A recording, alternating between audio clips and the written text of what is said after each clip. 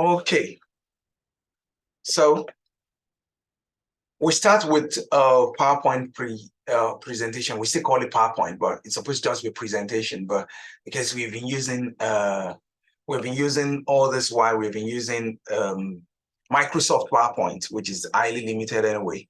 So that's why we call it, but we just say presentation. So I go to the Dex to the online version of the whatever, and I'm going to assume I'm a beginner, I'm just making for the first time. The first time you're using this for presentation, I would advise you to just go straight to search here for a template that suits your needs. And I believe that most of us who are here are researchers. So we're just going to experiment with two forms of presentations we're used to. We're used to slide presentations, and we're also used to poster presentation. So the first thing we're going to do is we can say a project, or we can say we want to, it can be dissertation, it can be, or we can just say research. So maybe you want to present on conference, or you want to present a research. So if I type this, it's telling the Canva, because Canva has thousands of templates. So it's telling the Canva the kind of thing I want to use it for. So I type it in, and when I type it in, right, and I want you to be doing it on your own, you'll be doing exactly I'm doing. So I'm going to just like slow, I'm going to be sluggish. And then because I want you to do it on your computer as I'm doing it. So you go straight and you go to that particular link, you type in research, you can also type research, and it tells you that with regards to research, I have 8,622 templates. Then you're going to take the one that suits your needs. Like, is it thesis defense? Is it just a secondary research? Is it a document you want to make? Is it a slide presentation? But at the onset, we say we want to have a slide presentation. So let's say we want to take a research proposal. So let's take a research proposal.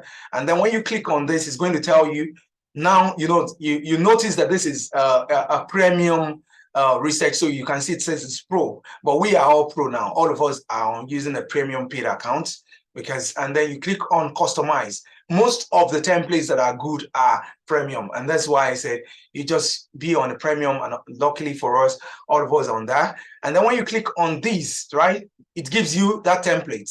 Now you customize it for your own needs, and it becomes yours, right? So I'm going to make, let's say I'm making a research proposal, and I already have my content. So I have my content in the what we call it. I have my content in a Microsoft Word or a notepad, or I have it in my head and I just want to type it in. Now I have this template. But take note, you will notice that there are other people that also have the same template, because this template is general, and you don't want your what we call it, your slides or your presentation to look like everyone's on. So what do? You customize it. So let's say, for instance, you want to customize, then you just click. So if I click on this, for instance, I can remove the image. I can type in the name of my project here by typing inside.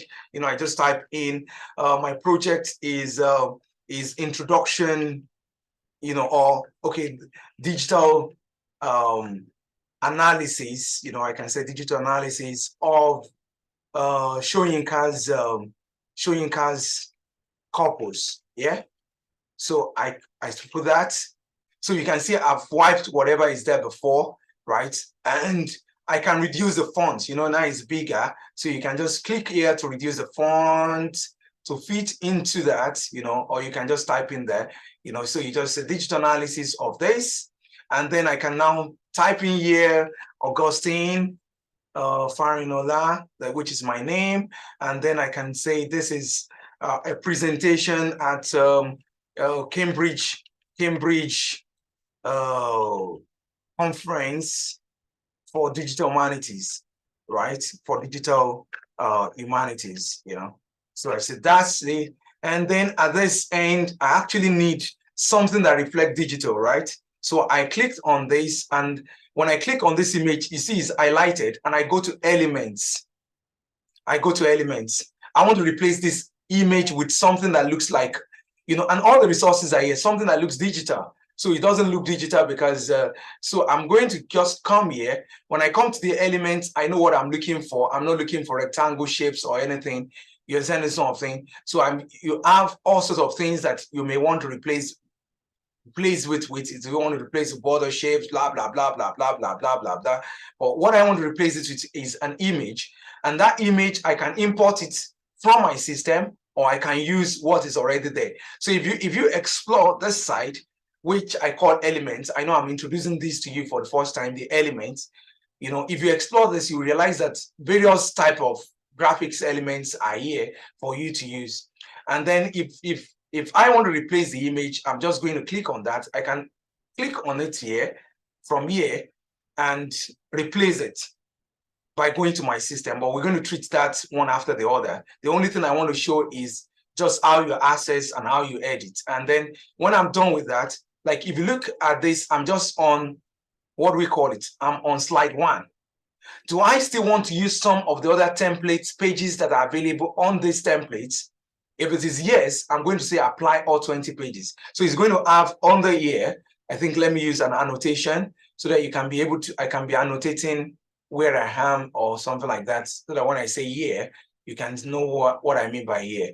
So let's take annotate, annotate here, and spotlight. So you can see where I move my mouse here. So if I come here, you see this is where I have all the slides here. So I've already said I've used slide 1, right? But if I want to apply, if I want to use all the slides that the templates provided, what will I do? I will just say apply all the changes. But if I want to just have my own slides, I click on this plus here. I click on this plus here, and then I'm creating my own slides, right? But I would say, what's the essence of using this template? The template is good for uniformity. So what do? I would like to use everything. So I click on apply all the 20 pages. And when I click on that, you see below under now, you see I have them here now. Yeah. So I have all of them here now. You can see it here. I'm using the red pointer to move around now. And I've erased all the form annotations, clear all drawings. Yeah. So I use the spotlight. So you can see we have it here. You can scroll down and see that 20 of them. And then I can now take one after the other. This is the table of contents, edit, and research objective, edit, change the image to my own, mission, edit, you know, remove what is here, remove slides that I don't want. I don't want this mission. What does that have to do? You can click here and just say, delete this particular page, you know, and all these things. And up here, for you to know that you are not actually using the template, you can rename it. And most importantly, if you go back to, we're going to still work on the design, but if you go back, when I have this here, I'm already designing, but I don't want this again. I like another one, or it's not suiting my need. I can just click straight here to another template, right? And when I switch to another template, I can take elements of that template, right? So I want abstracts that this guy has, but you have to talk about uniformity and other things of design. We're going to learn that when we get to the aspect of design. So that shows an introduction to creating PowerPoint with it, right? As academic researchers, or creating your slides with it. We're going to go deeper, but what we are doing now is surveying or having an overview. And then let's say, for instance, this poster that you want to do. So we just like, I go back to where I told you you're going to type your poster. What type of poster do you want to do? You know, is it a research poster? Is it a public event poster? Is it whatever? But for now, I don't know the interest of many of us in the audience. So I'm just going to take poster and type that, general poster. And interestingly, Canva tells us it has 105,730 templates for you to pick from to create a poster, to edit and use as your own, you know. And then it depends, you know, this is too broad, and then you don't want to start scrolling down, you know, you don't want to be scrolling down, up and down to be able to know the one that is suitable for you. But I would advise, if you have enough time, you can survey this. I'm familiar with many of the poster, but the fastest way to search, let's say, for instance, the poster I want to do is a conference poster. You can just be specific and say conference poster, so that it can look for some of the templates that suit a conference. It doesn't know the type of conference you want to do. Anyway, it's a business conference, but it suits your type of conference and you can take it. So let's say, for instance, you are doing what we call it, a webinar, or an academic conference or whatever, you can take any of this. So I'm going to take any one that I like. So I like taking premium, because for them to make it premium means they have put all their best in on it. And what's the essence of having a premium without using what they consider to be the best, or some people cannot have free? Yeah. So I click on that, just like the way we did with this. And then what pops up, I have this. And in this survey, I wanted to take note of the interface. The interface is the interface for a poster is a little bit different from the interface when you're doing presentation. You have this normal to zoom it to make it bigger for you, so that when you are editing, you want to go deeper, and then you have normally the design by the slides when you click on the side, and other design that are close to it that it has provided, or that you have recently used. You have the elements for you to edit and to manipulate it, right? So you have them here, and I'll continue to say elements, but I want you to know that when I refer to elements, I talk about line, graphics, stickers, photos, videos. These are things you can insert, but not necessarily into a poster anyway, but those are the things we consider as elements. And you can upload, as I said in the other one, you can upload some elements. These are things I've uploaded maybe when I'm designing, yeah? So let's say, for instance, I'm designing this now, this poster, and it's for a webinar, maybe for Canva, and I remove this particular image that is here, and I replace it with this one, yeah? So I just replace it with this, and once I replace it with this, I drag the image, right? I drag it to where this was before, and you can see that it's fit in to that background straight away.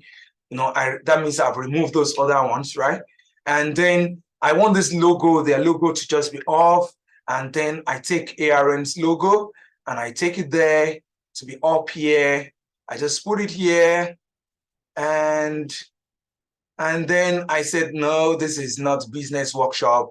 This is ARN digital workshop, right?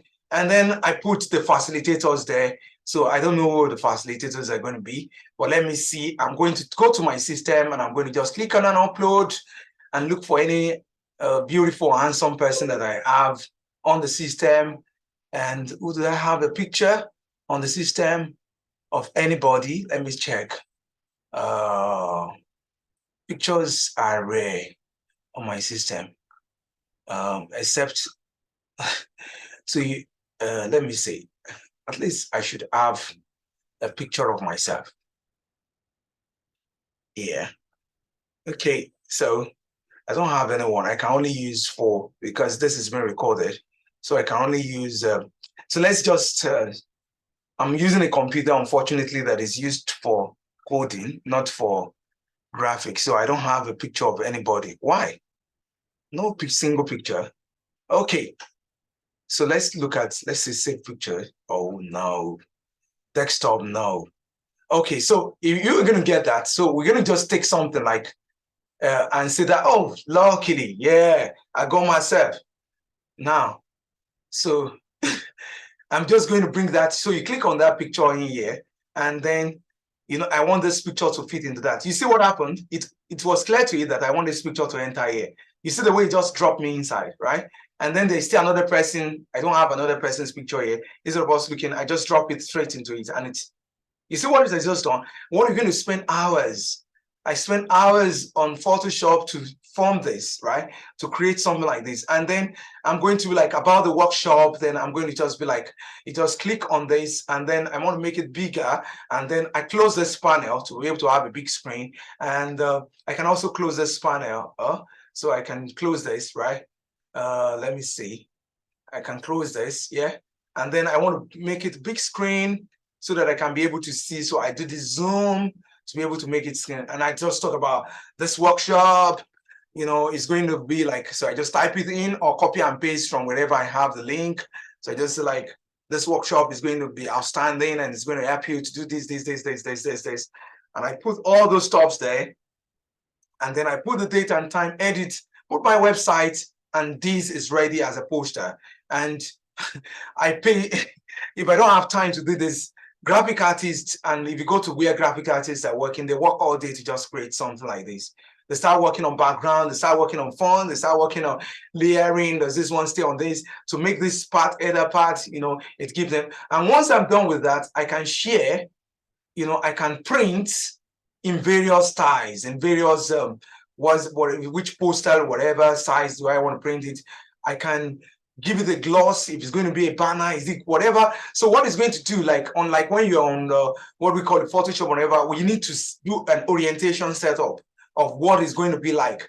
But this one, you're going to tell it, is it going to be a banner? Is it going to be a Facebook post? Is it going to be a whatever? Or I can share with my colleagues. So if I say I want to share it now with you guys now, all of you guys in this team, I can just share it straight away, right? And let me just, people who have, edit people who have access. So if you want to have access, I can just say, all of us who are here, we are the ARN teams, right? So I can say you can have access to view, right? So I just give you access. Now on your own, so far as you are on this team, you are on that, you are connected to us, you'll be able to see this as part of your project or on your project resources, and then you can work on it, right? And I can add other people that I want to add who are not there. And if I want to download to my system, so I can download it to my system and say, this is the format I want to download it. Do I want to do it as a JPEG? Do I want it as a PNG? It's suggesting that I should make it as a PNG because it's felt PNG is best for images and illustration. But a PDF, do I want it as PDF? Do I want it for something that is going to be printed? Sometimes have you designed something on your system and you take it out to be printed and they say, we can't print this. So it's talking about this, the PDF form that is best for printing. And then it's talking about the size too. Or do I want it for web design or animation? Or do I just want, if I've had numerous poster and I want to talk underneath, I want to like make some kind of, what we can say, some kind of advertisement and other stuff, and I want it, I can make it a PDF or a GIF, but remember, GIF does not have sound, but it's a kind of a video type to it, to be animating and talking and shaking. There are a lot of things they can do here.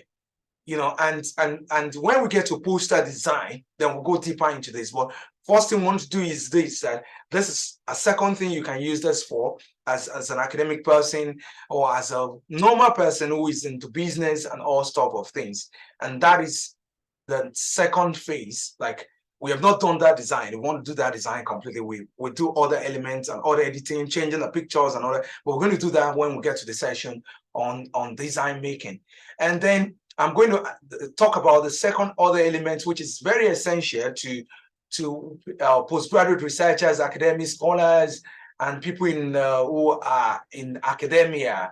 It's very important to them that they do what we said, what we call it, infographics or schedule or essay plan. So we're going to start with, let's say, simple ones like schedules now. Like, one important thing is you need to plan yourself. So you go back here, you want to create a personal schedule for yourself, for your school, for your timetable, for whatever, which we call it. Did I pronounce it? Sorry, I don't have British accent or American accent. So if I pronounce it very bad, please bear with me. So we have this, is a schedule or schedule. Oh, yeah, so schedule, right? So you have it here, which some people call a timetable or to-do list, or whatever it is. So you have, when I type that into the search, it gives me all sorts based on various persons' need. And it has 29,286 templates that are here for various purposes, which you can edit to suit your need. If it is, you want, like, let's say, for instance, you want to plan for an essay. So sometimes that's one of the major things that a lot of people might have issues with, that the chapterization, you would say, bring your proposal or all this other stuff. And so you can just type in essay plan.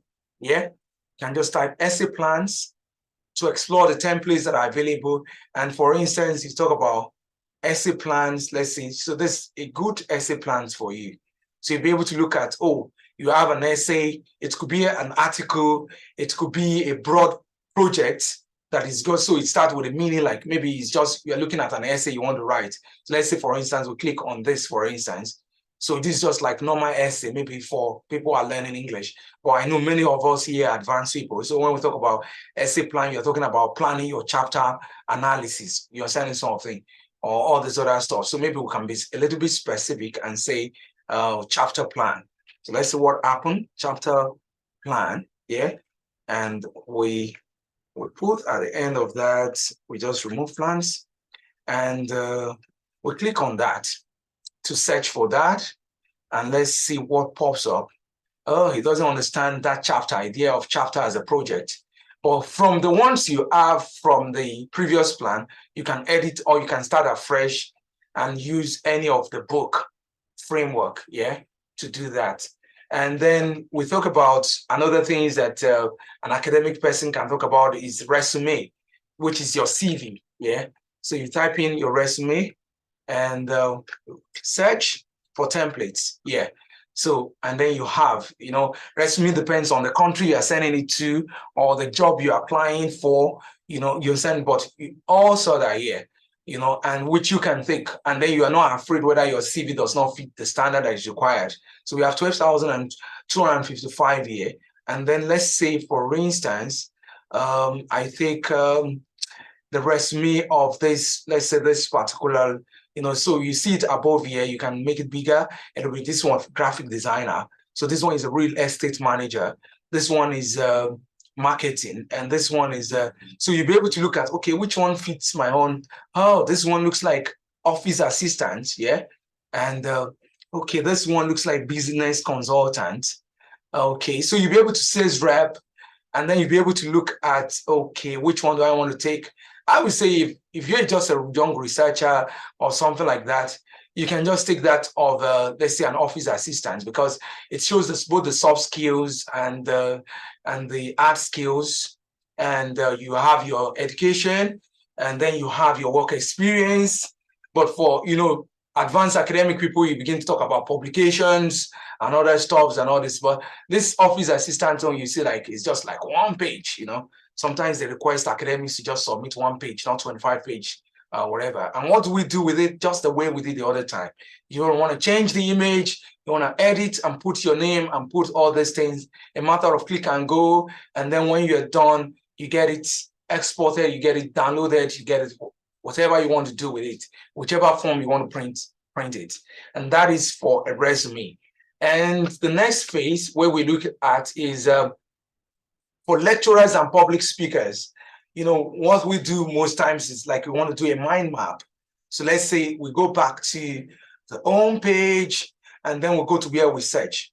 Now, take note, what we are doing, the first approach we are taking to working with Canva as non-experts or people who want to design stuffs, professional design within a short period of time, is to use this particular search for templates, edit templates to your taste.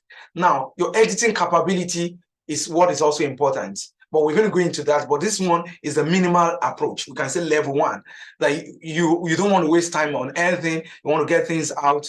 You just come to this particular place in the home page, you search for what you want based on what you want. And we have been talking about various types. We talk about presentations, we talk about posters, we talk about resume, we talk about mind, and we're talking about mind mapping now. Mind mapping is very important, especially to academics or public speakers. Mind mapping is not something you want to show people, it's something you want to do within yourself before you even come up with an idea of a presentation you want to make.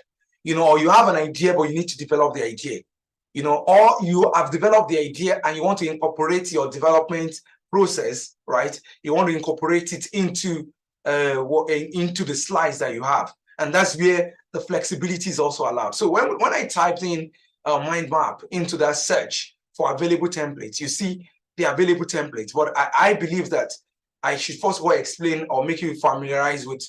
A lot of people know what mind map is, but some people may not know. But we just take a look at one or two so they'll be able to know how that helps you. I use mind map a lot, and if I'm talking to, let's say, somebody is a supervisor for, maybe it can be an academic or non-academic project, the person wants to say, how did you come up with this? And then make some adjustment to it before you now start developing or making it. So mind map, let's use, for instance, we use a mind map of someone. Let's look for something academic, right? Or something broad, yeah? So let's look at the mind map of this guy now. Let's look at this template. So we take this as just a template of mind map, right?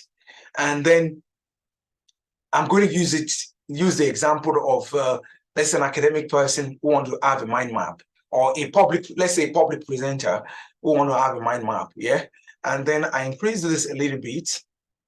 And I say, okay, what's the main idea that I have for this? Okay, the main idea that I have for this mind mapping is I want to teach people how to use, let's say, Chat GPT. So I say Chat GPT. That's what I want to teach. Yeah.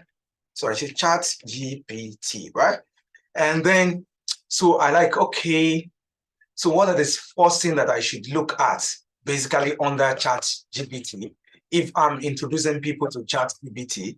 So the first thing I'm going to look at would be to say, okay, I introduce them to the web page. So we can say login, how they will log in. And once they have logged in to Chat GTP, I will tell them the accounts that they can have, whether they can have paid or no account. Then I show them the interface of the account. And after showing them the interface of the account, then what do? I make them to start up to explore the interface, right? So that is now, what are the content? What's going to be content? What do I want to look at? And all these other things. So I start looking at, okay, what would be the other option and all these other stuff. And then I can rotate it, I can remove, I can delete, and that's brain mapping. So I'm doing this, I'm just within myself first, so it's mind sort of mapping, yeah, that I've just done there. And if we go back to mind map, mind maps help you just to create, and to have a sketch, and it's basically private at times, but we have group mind map, and that's when we talk about using this for maybe conference presentation. And then when you come to group mind map, you can use something like maybe a whiteboard. So I just click on whiteboard there now, yeah. And then if you look at it now, whiteboard is all of us who are here who want to do brainstorming together, right? And then let's say I take something like this, and then I just say customize. This is one I want to use, and I click on that. And when I click on that, right, this time around is mind map, but it's also brainstorming, yeah. So I increase the fonts a little bit, but I have to invite you in, right?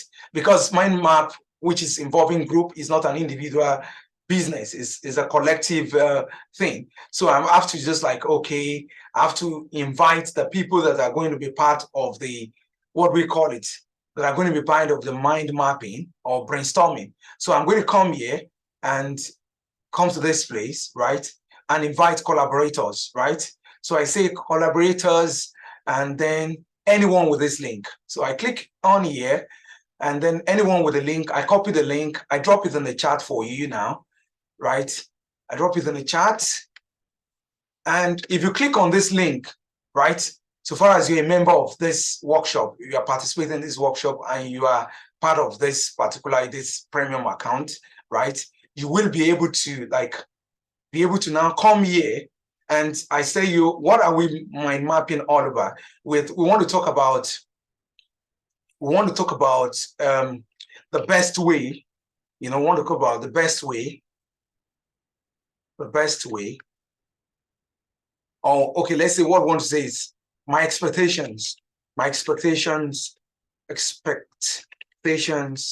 from this workshop. So we call it my expectations. So we can click here and say Canva workshop, my expectations. Let's scroll up a little bit and let's make it bigger. And I think you should be able to have access to it. Have you clicked on the link, please? If you're there, please click on the link. And when you click on the link, right, then I should be seeing you coming into the place. Yeah, I should see you coming into this. Oh, someone has come in. Abel is in, and now Abel can now talk about his expectations. What are his expectations from this program? So let's say Abel is in now. I can see another person is in. So how do you see that? You can see that at the upper region of this.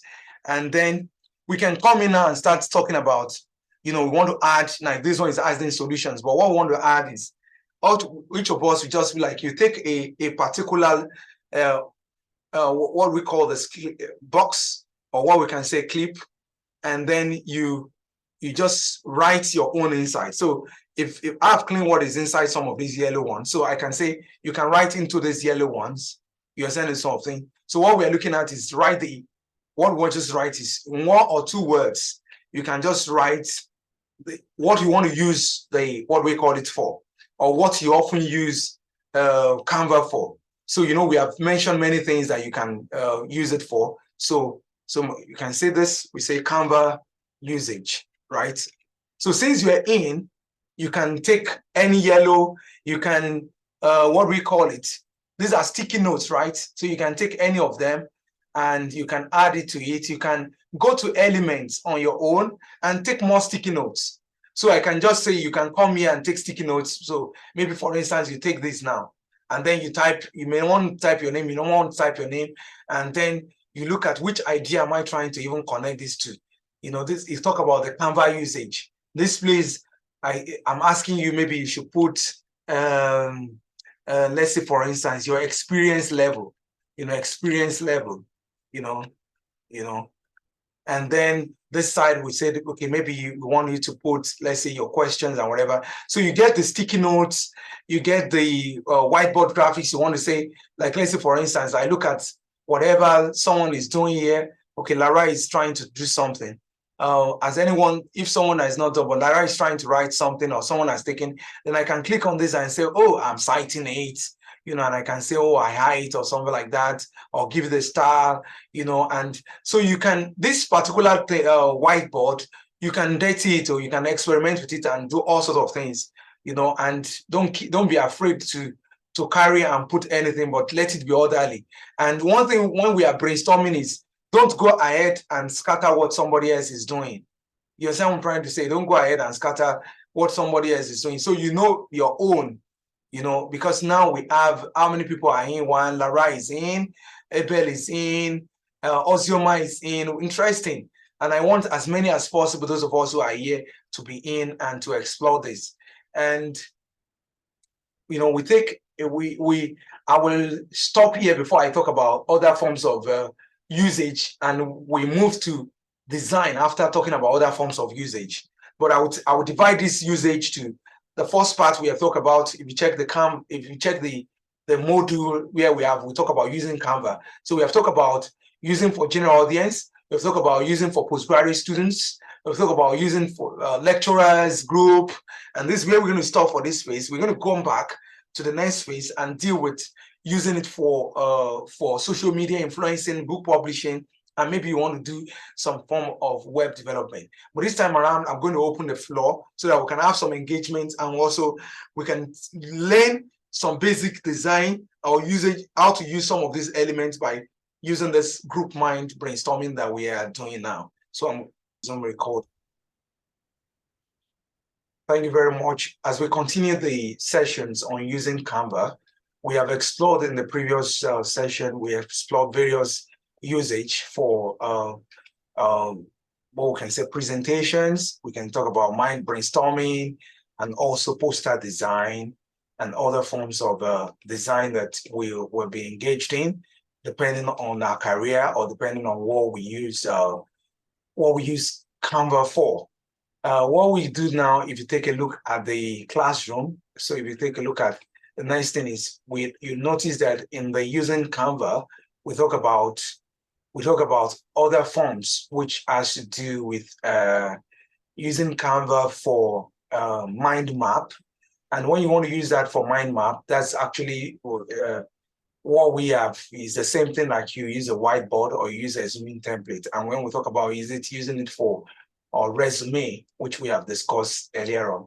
So at this point, we're going to take a look at designing with Canva.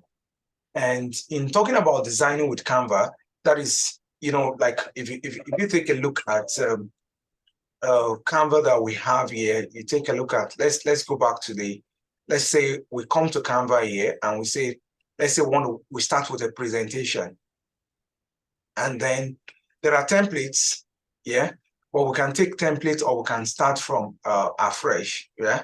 Or let's say we take a template of a presentation. So we can say a presentation on how to make a presentation.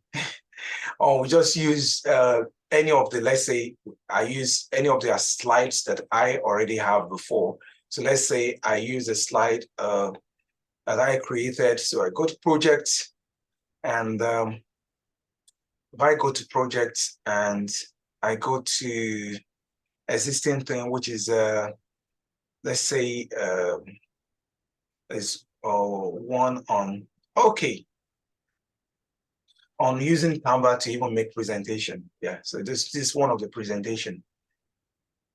Okay. So I'm not going to share the link to work on this, but I'm going to share the link to. So this is just the normal interface that you're going to have when maybe when you want to design for a slide. And this time around, you know, I have a slide that maybe I've designed or I had. And if you are on the same page with me, you can just pick any of the templates that fit the idea of the design that you have. And in learning designing with Canva, because we ask us to focus first of all on presentation, because that is what most of us use Canva for. So focus on presentation.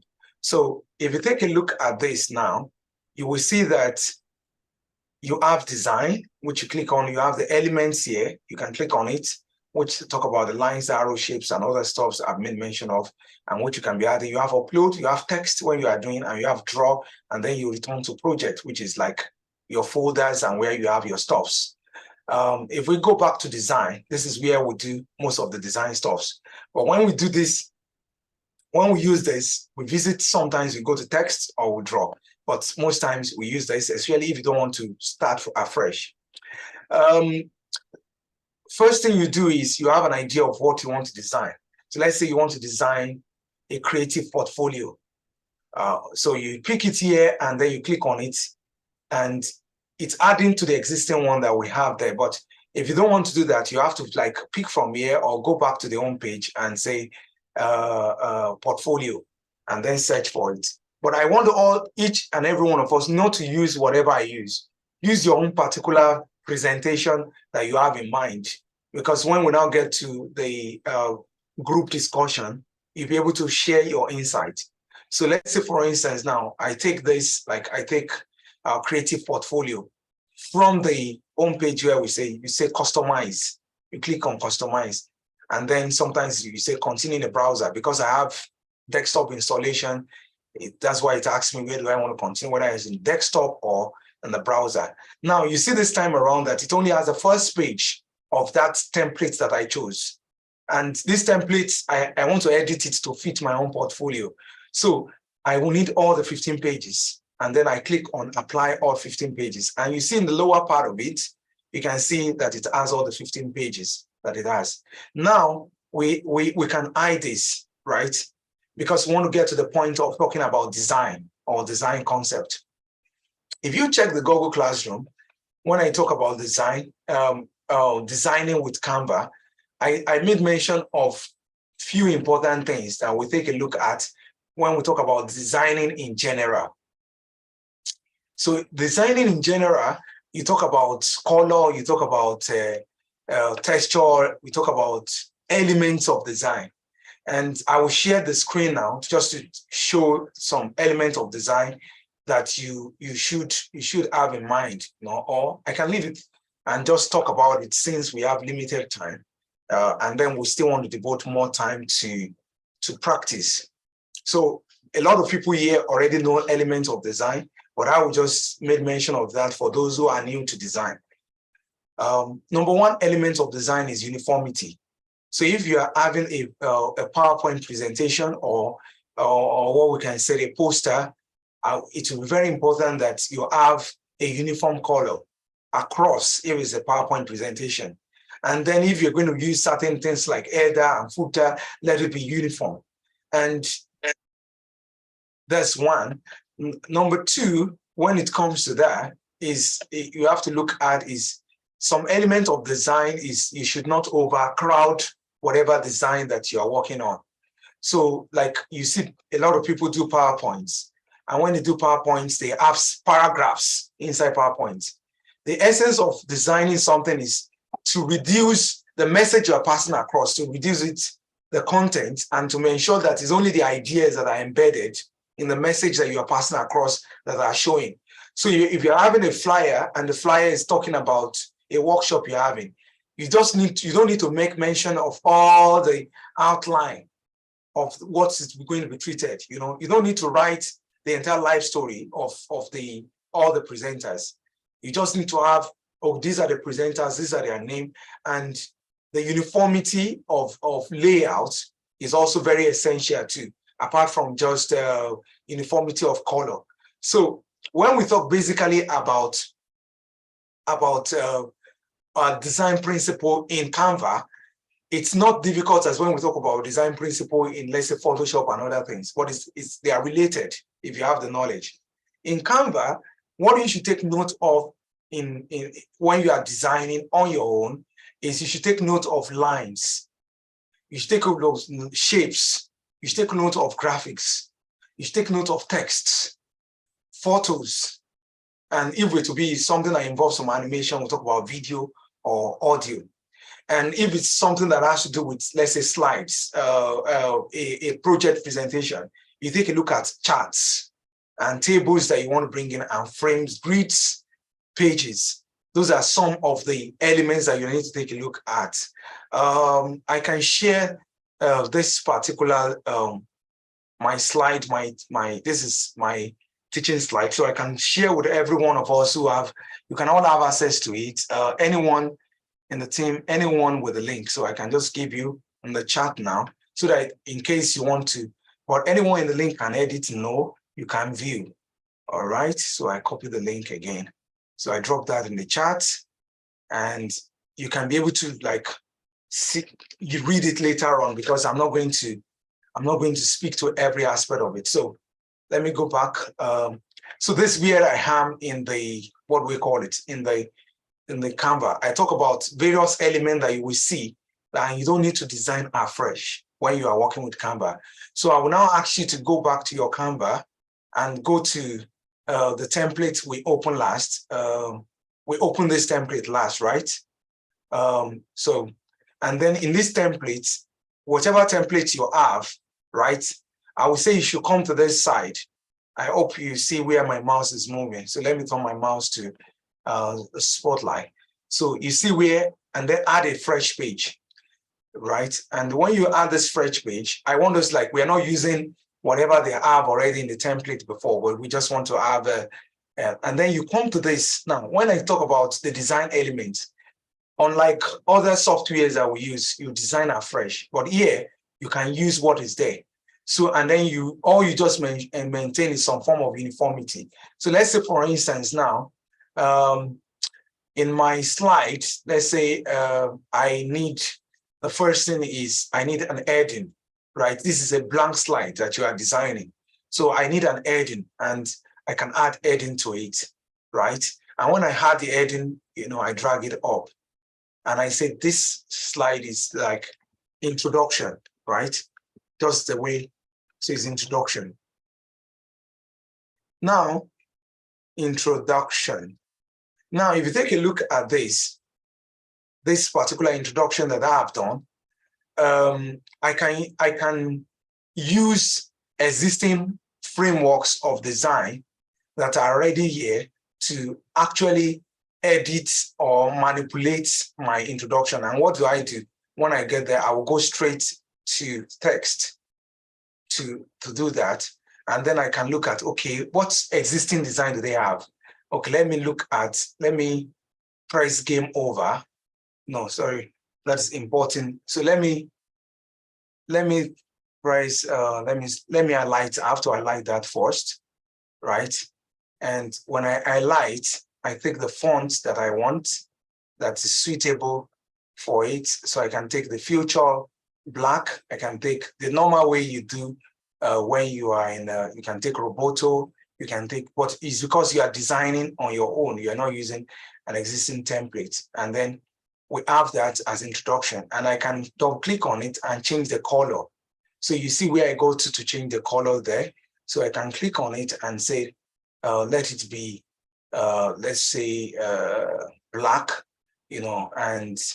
or I can, take it to this, and put that. And then when you click on it, you can see that it has that. And there are numerous colors that are there.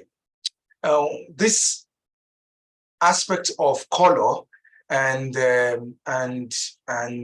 editing it, what I want to focus on when I'm talking about here is the design principle as applicable to Canva.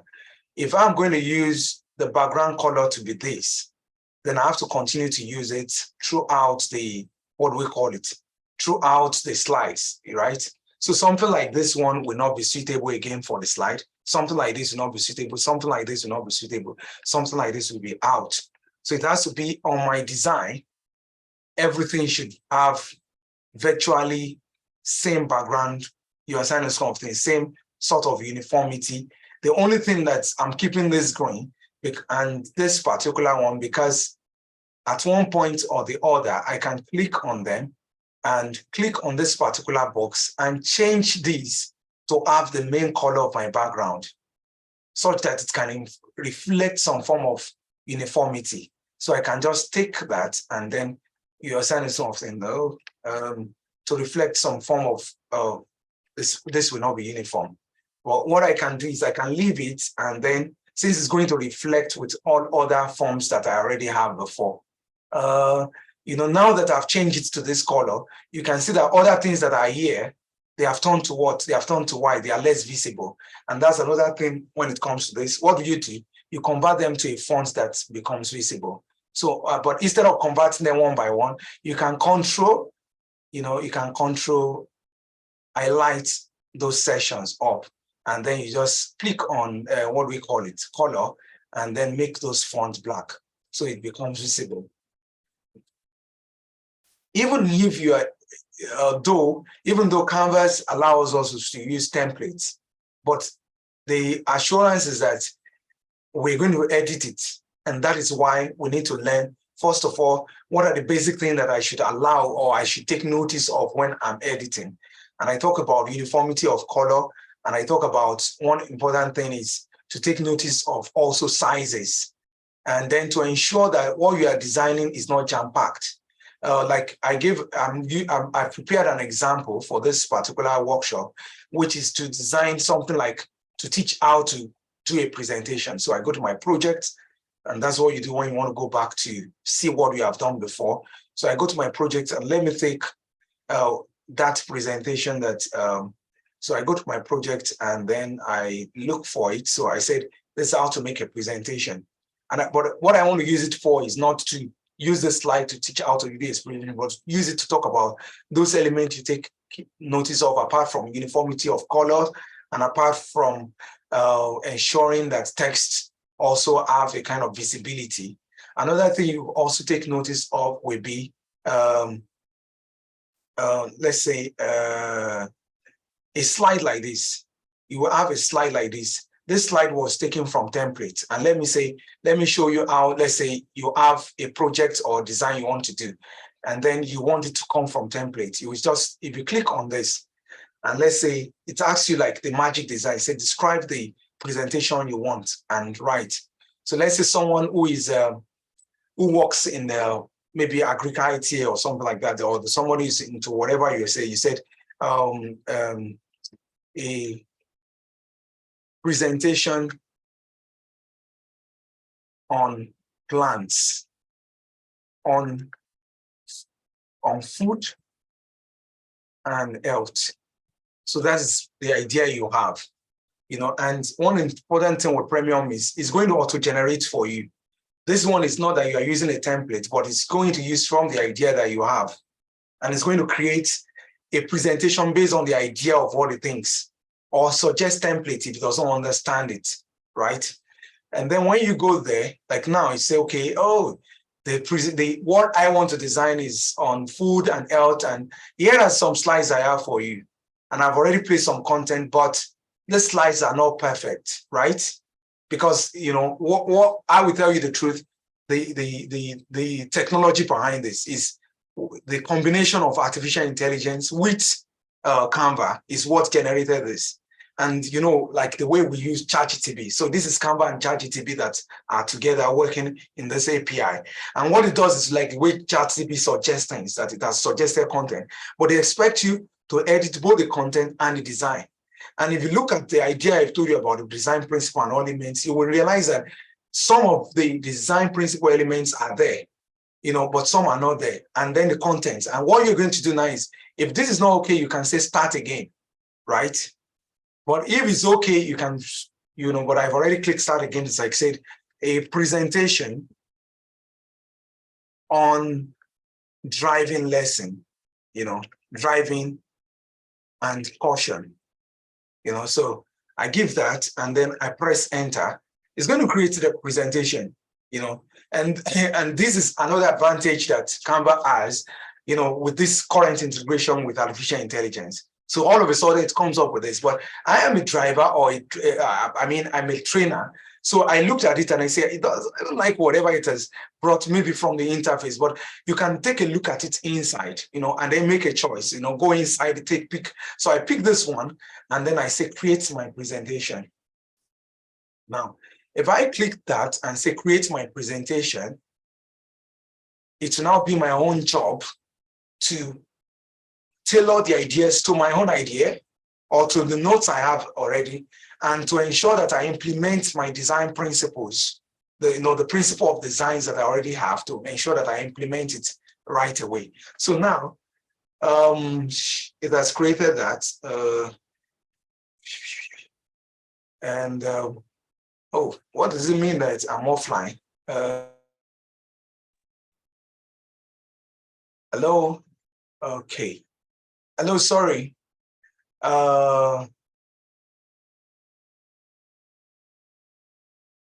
So we go back here, share, and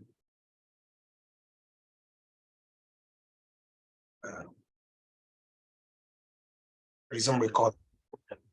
So you type in the idea of, so let's say for instance, Abel, what's the idea of a PowerPoint or project or idea of a presentation you want to make, for instance? Give me an idea. What would you like to make a presentation on, Abel, for instance? Okay, maybe, so let me say you want to make on food and hygiene for adults. So let's say that's the presentation idea you have. And then you click on enter. It's going to present or give you an idea of what it's able to do, like which is related, either templates as well as suggested ideas, and then we said food and hygiene for healthy life, food and hygiene, whatever. And then let's say, for instance, we take this template and we say we are okay with this, and then we create it. Now, two things I say we're going to apply when the template is ready. So you see the template is ready and it has designed it. It has some suggestion of how design principles should be applied. But the first thing you do is to check, does it go against any of the rules of design principle? Uniformity, presence of shapes and images. So it has images in your presentation that buttress your point. Spacing, text, visibility. The points or paragraphs are not put in big things, but they're just the points and basic ideas that are whatever. No string slides that has a conflicting color comes up, so you can see no conflicting color, and then it has a conclusion ending with this color, and then you are not okay with that, because how can the introduction start with this and the conclusion ends with this? And then within the body, you say which color has been dominant. So you see that we can just click on this and then change. If you change the background of this, so you just come back here and then just make it to be like something close to that of the whatever. And this time around, you may say, okay, this you are presenting to certain people, you want to change this image. So you click on this image, you can say, upload your own image, right? To be able to put, and then this may not be your content, but it has implemented the design principle for you, what graphic designers have to spend time. And you don't need to start now writing a big sentence and all this thing. You just edit this and say, this is where you put your introduction. You edit this is where you outline. So you will ensure, but when you are editing it, you don't edit and ignore the design principle, and then you can import your preferred image. If all the slide numbers are not enough for you, then you can do what? Delete the one you don't want. So you can take this, if you click on this above it, it has either you want to duplicate or whatever, or you can want to delete, you delete it, and you can add the ones you want. Remember, I have already conditioned it that the background should be this, or you can take the background back to white, but ensure that that's not the conclusion anyway. You put it into this heading. So what I want us to do now is, what if we don't know design principle, whatever you design or come up with, I can always correct, or we can look at. What you do now is you go to the home page, you come to create afresh, like you go to your home page, right? So you create afresh, create a design, and then I want us to do PowerPoint presentation or a slide presentation. So you take this option. So when you click on this option, you said it should continue in your browser or in your desktop. When you said it should continue, then you go to this magic design. You click on this magic design, you type in an idea of what the presentation you want to do, right? So you type it inside and you say you should create it. And then let's see, you show what comes up with it. But I will advise you to use something close to a presentation you want to give or you have given, or something close to your area. It could be business, it could be academics, it could be anything. And let's see what you come up with. Then from there, we'll be able to have some kind of discussion to see your understanding of what we can say the design principles before we now go into practical engagement with all other aspects of what of Canva's product. So as it is now, I'm trying to do a presentation, but I need a template that can go in line with what I want to do. However, I have so many templates here that I could customize. There's the business strategy, competitive analysis, thesis defense, business proposal, infographic presentation, pitch deck, and so on and so forth. But I want something that is closer to what I want to do.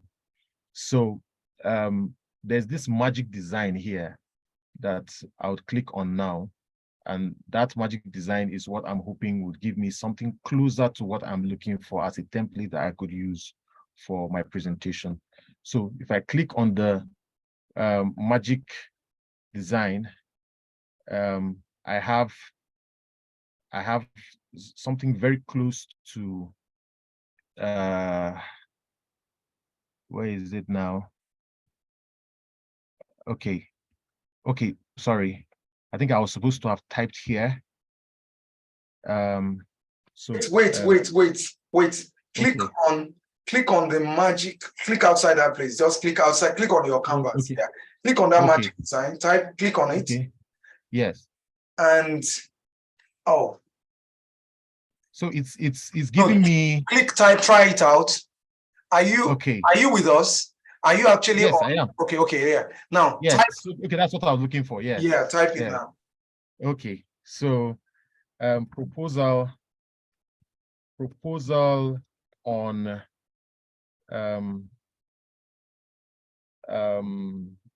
let me see, discourse analysis on COVID-19. I'm just trying something out, and let me see if it will give me You're something. giving it a very hard one, which is good. Then you click on enter now. Yeah. Let's see what's going to come. Yeah. So I'm sure it's searching on the web for something close to what I'm looking for.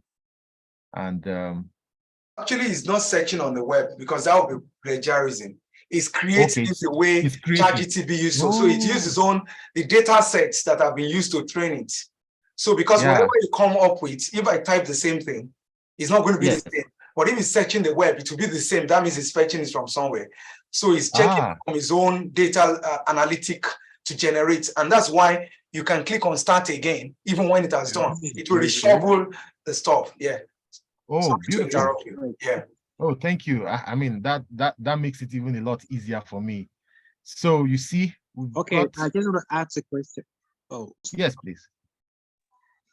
No, please ask your question. Is creating the design just only the design, right? Yes. Is it going to create content inside? Yes, it's creating the content and the design, I think. It's going to create both the content and the design. Yes. Oh, okay. Let me try that. Now I'm just trying to log in. That's interesting. So here, try it. So here we are. We've got something we can work with. a discourse analysis of COVID-19, understanding the power of language. Now you see, I did not type understanding the power of language, but Yeah. I mean that's You exactly just what I'm feel looking that for. should just be like Yes, from so this it's a course analysis, suggestion. simplify and all that. Yes, yes. Then that means you're going to click on create now if you choose that one. So click click on create now. Create my presentation. Okay. Create my presentation. Yes, so that it will now create it. Boom. Yes. It has is created. Continue. So now I might not want this analysis, this particular image here. Perhaps I want something different from what is already here. Perhaps it doesn't represent what I need. So I can go to edit photo, I guess, to change this picture to something different. No, not edit photo. I think am I doing the right thing? Austin, please help me out. Okay, what I was saying is this, that once you have clicked on that photo, click on elements.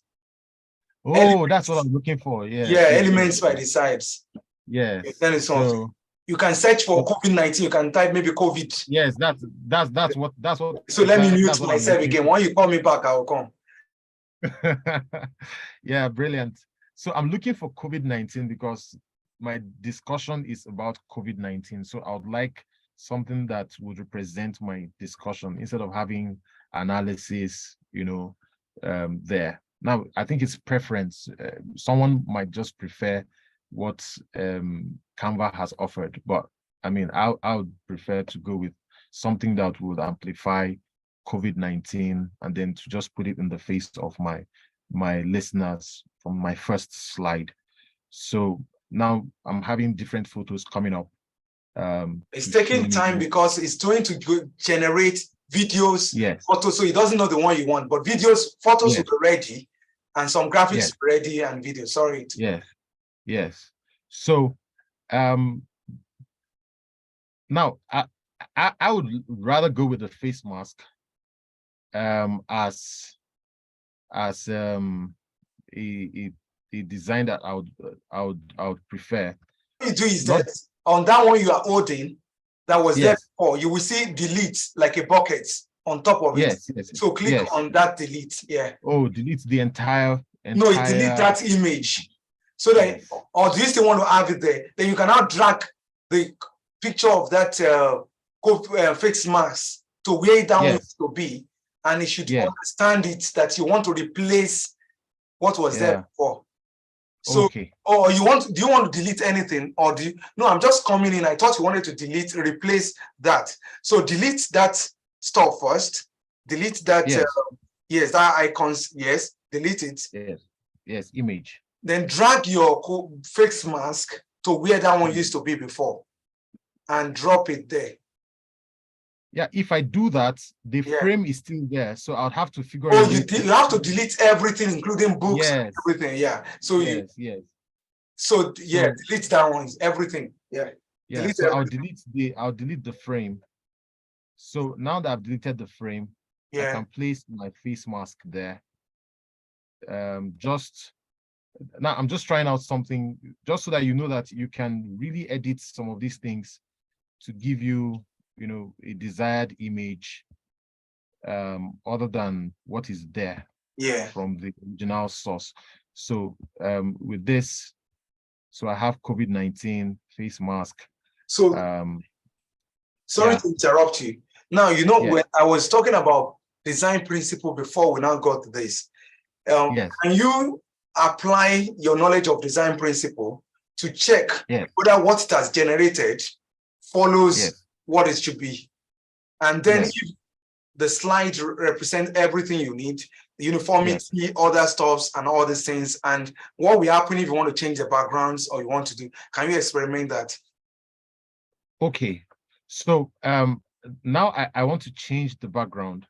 And the reason I brought the face mask and the COVID-19 is because during the pandemic, these were the things that, we saw virtually everywhere we went to: shopping mall, banks, restaurants, so everywhere you go to, you see these things. And what I'd like to amplify in this presentation is the connection between the use of language and our daily activities and our daily routine, how people use language during the COVID-19, era to, transform, the society and make, and they use it to make the society better. Now, for someone else, something more intense would convey this image. But for my first slide, I want the people to just see that this is exactly what I'm trying to say and something they can relate with. That's why I've placed this on, the first slide. So for me, I think this solves, my problem, it in a way, that's why I'm engaging the software, even though this was generated automatically, but engaging the software is making it for me customized for what I want. Thank you very much, Abel. You're indeed a lecturer and academic person, and I really I enjoy your voice. I can listen to your voice from morning to night, giving me lecture. And it's like you are just, the whole thing is coming before you give us a presentation on COVID-19 and other research. Let me just pause you there because this is quite interesting. And then you really demonstrated the whole application so good. And other things that I just noticed is like we need to practice, do the practical now for playing with some of all this in dragging, dropping, shaping, you understand this sort of thing. Because, as you can see that in as much as it can generate many things for us, right? We have a minimum tax to still do, right? So thank you so much. Before we move on, because now we're really going to the points, and don't off your system because now we have to now get our hands dirty. So I'll be sharing some things. We'll be working collaboratively so that all of us will be on the same page, the way we work on the mind map. But before then, if there's any question, I know someone just joined or someone said the person comes late.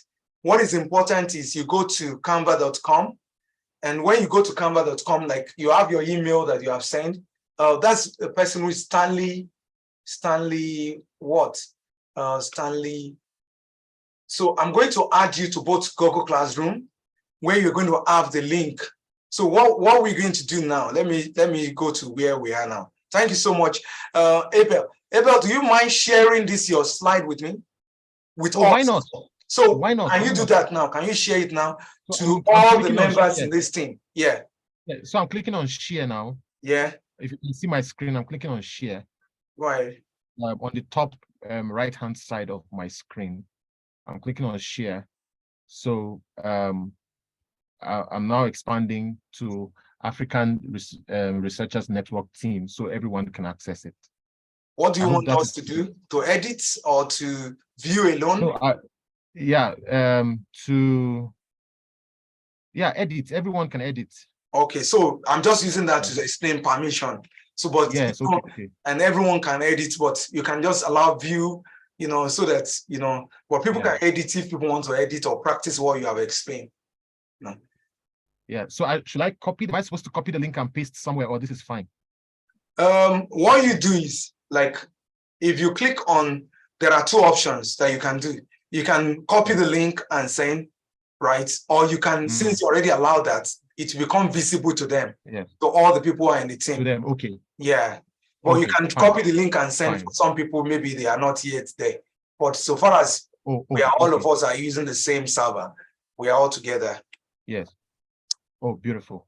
Okay, so I've copied the link, so I can stop sharing my screen now, yeah? Yeah, brilliant. We'll still call on you again. Thank you so much. I will share my own screen now. And the question that was asked, I think Stanley, or who was the person who said Stanley or whatever. So what I will show you now is that it's like I've added you, you're in the classroom already, but because it's like, what's the person's name again? Stanley Adekemi. Okay, so if I'm sharing my screen, I want to add you so that you have access to all the resources. So I click me, Stanley, and I'm asking you to invite you, but it's saying I can't invite you or something like that. Could it mean that you are there already? So that's what we have to confirm. So look for your name. Is your name already here? Adekemi Stanley. Adekemi Yeah. Stanley is there. So you're already here now. Do you have access to this platform? Yes, I do. Okay. Now, when you have access to this platform, what you're asking now is for the practical engagement, which we are starting now. Everyone that is here, not just Stanley, because Adekemi, just because she asked the question, that's why I called on him. But every one of us should now go to where I'm going now. Go to classwork, because you know we are familiar with the interface. We have explored the interface. We have used the canvas. We have talked about the usage for the various persons or various expertise. We have explored the interface and then we are familiar moving on the desktop, on the system, and all these other stuffs. And where we are is what we said. I call it, because I said this, just like level 1 or basic operation. But basic operation is the principle that will help us to actually do all other things. Because what is Canva for? Canva is for design. Whatever we are designing, we are still applying design concept and principles. And the elements that we're going to be using for either flyer or for video or for is the same element. And that is why design principles and application is what is important. Once you know that, all other things like presenting or all other things that are included in this intermediate are things you can do from this classroom, that you can be able to follow the step-by-step process that I will provide. So where we're going next now is this practical design, practical whatever. We start first with background. Sorry, it's not in the order that I would have loved it to be, but when I was preparing the lesson, they were just laying over the order. So go to background. Let's do background. Now, when you click on this, you click on login to Canva account. This thing is actually to go to exercise we want to work together. So if you click on this now, you will see where it's going to take you to. It's going to take you to this page. Now, if you look above it, it says copy of brilliant background, right? Hello? Are we following, right? So it's a copy of brilliant background. Who is here already? So that I will, let me pause. Is anyone already in this place so that I won't be running the now? So, and I'll be taking questions as you are doing it. And if you have questions, but I could see that on slide page 2, I could see that Stanley has done a very good job. And then he has a black font on this particular background. And then you can see that, you know, the contrast and the background, you know, are very whatever, they are perfect. So which is a perfect job, and time is up already. And so she has done it, and that is 99% correct. If we go to page 3, where we have Abel working on contrast. I want all of us to listen, because you work on different things, but you have to listen to this, because this is the whole concept of design principle. And if it's possible, the presenter too will talk about what they did at the end of the day. And it's better I just allow the presenters or the people that did it to talk about it. So please, the first person, Stanley Adekemi, can you tell us how you did this beautiful page 2? So let's focus on it now, and I will enjoy others. You can stop what you are doing, try to listen to what she did and how she did it. So can you just give us in 2 minutes, please? Okay. All right. I actually joined late, so Okay. I just went to elements, then I went to the search. So I typed image of city with water. Okay. Then I scanned through, I got one nice image and I placed it there. I think that was the only thing I did. Yeah, and that is quite impressive. And you know, what is the design principle that you think that is asking us to take note of? Especially, you know, when it generates templates for us, these are things we will do. So what do you think is asking us to do by the time it creates, you know, when you want access to design slide, it will give you a ready-made slide, but it expects you to edit it. So what do you think you will advise us to do from the experience you have gained now? What do you think you will advise us to do anytime we have ready-made slides that it has given us? Well, I think the first advice I would give is to check the color, the background rather, because sometimes we just pick images like that, and by the time we use it, we realize that the text we have might not be clear enough for our viewers to see. So it's advisable we check the background and the color to see if there's a blend, so that the color and the text will be visible to anybody reading. Thank you very much. Thank you very much. So we go to the next person. Abel, tell us what the task asks you to do and explain to us how you got it sorted and the lesson that is meant for us when we use already generated templates. Okay, I'm not really very good at text editing, especially when it has to do with pictures. But the principle, I think, behind this, what I did here was to amplify, as it were, the text, just so that what is written is legible against the background. I think that's what the last speaker just mentioned. And then, of course, if you have a background behind the other one here now, what I have here as the instruction is to move the transparent shape over the image. So I think I moved this particular darker box behind the contrast color. So now it looks more legible than it would have been initially. If I take it away, if I take away the image I just placed now, it's not as clear as if I had brought this just below it. You see now it has amplified. Yeah, so that's what I think the task was about. Thank you, Abel. You got it. That's 99%. And one thing is this, that it's very hard, if you click out of it now, it's very hard to put a white background on water. So what it created was to create a shape that has a kind of a texture that will go under the contrast color content, as Abel have said, and it will give a kind of background for that text alone without altering. And at the end, you have, like as Abel has done, you have a kind of a white font on top of whatever. But if you have put a black here, it won't make sense. It's only this white font that can make this design cool. And thank you very much, Abel. We go to the next one. I think the more we go down, the harder it becomes. So if anyone did not actually get something sorted, don't actually feel that, because it's actually what is important is this engagement. So Benjamin, please.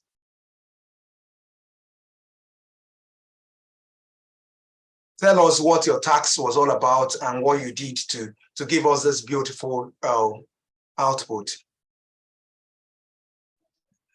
Is it beautiful? It's beautiful. I saw what was there before. And what you did my task was... Continue, please. My task was to add a border to focus the content. So I went to the element here, like you said, and I went to square, and I picked one, the square box there, and I dragged it here to put it inside to create, to put it so that the text can align inside. Good. And sometimes it also expect you probably to actually maybe put some in, the way it puts some in-house border to create a focus on perfect symmetry. So you want to talk about, and that's what I did. Like, for instance, now you can also, you already have 90%, but you can all get the 100 by typing border here and picking, because the message you want to give is you want them to focus on, like now, this one on the left hand, the people focus on you are invited. So you want them to focus on perfect symmetry. So you click on this and then you reduce that whatever, and then you carry it to be over that thing. And so that when they are seeing this particular whatever, they get the idea that the whole thing you are telling them to focus on is perfect symmetry. And that is in what we can say the creating emphasis through the use of border. But you have done a good one with the outside, and that is 99. But you want to get 100. So thank you very much, Dr. Benjamin, for that input. And then anytime you need all these resources, you can always go to the elements. And compared to all other tools that do the same thing that Canva does, other tools that I've seen, they don't allow search. Canva will search what it has and what it does not have, and what you can bring in. So when it comes to border or whatever you type in, and then you don't need to be scrolling up and down, and it suggests, because it's very intelligent. It's very, very intelligent. So it suggested, it knows that this color rhymes with the blue that you want to create border for, or from the elements you have. And as you are working on it, it's studying you as you are studying it. So we have the Osio says she's working on page 5, but I think our internet is having issues. But anybody can intervene later on and try to see what we have. But we don't have to spend time on this. So let's go to the classroom again and take another thing which is important. I only selected the practical to deal with things that used to mess up when people I've seen people using Canva, and I've had to be editing what those people have done. Like, look at it for me, Austin. And I like, what's the essence of Canva when you can? And it's because color, hierarchy, shapes, and all those things is what people have issues with in editing and in making it not to have. So let's go to color relationship. So we click on this again. All of us will work on the same slide. So we click on this. So this is what we're working on. This time around, we stick to our what we call it, our 5 minutes. So, and if you have a question, drop it in the chat, or you can, if you drop it in the chat, it makes me to respond to you without interrupting what others are doing. So we have this, I'll share it with you, anyone who has a link to it, and then I drop the link in the chat, and I want us to come in, and the order you come in, drop the slide you have taken. So I won't be like, I'm partial. I'm always giving somebody a difficult one or the one below. So once you just come in, the order you come in, you type into the chat what you are working on. So I've dropped that in the chat, and then we come in. What we want to work on in this lesson is more or less color relationship, and it's already outlined. We learn about complementary of color relationships, learn about analogous and triadic color relationship, and then learn about tint, shades, and monochromatic color relationships. They are not difficult, but they are very simple. The instruction is just there. And if you take a task, drop it in the chat and say, I'm working on this slide based on how you enter, and start working. After that 5 minutes, we have the discussion. If you get it perfectly or not, just read instruction and go straight to it. So I want to see in the chat now what the slide you are working on. It starts with page 3. So is either you take page 3, I'm working on page 3, page 4, you say you are working on page 4. So you start with page 3, page 4, page 5. So Abel is working on page 5. So we know Abel is on page 5. Who is taking page 4, page 3? Drop it in the chat if you are working on it.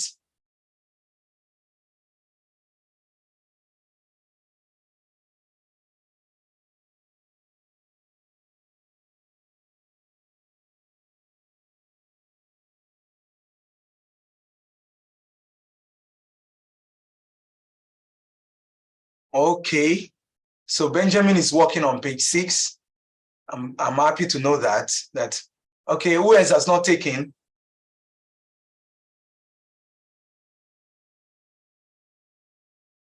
I'll call people out now. Okay, Stanley is working on page 4. So we have page 4, page 5, and 6 taken.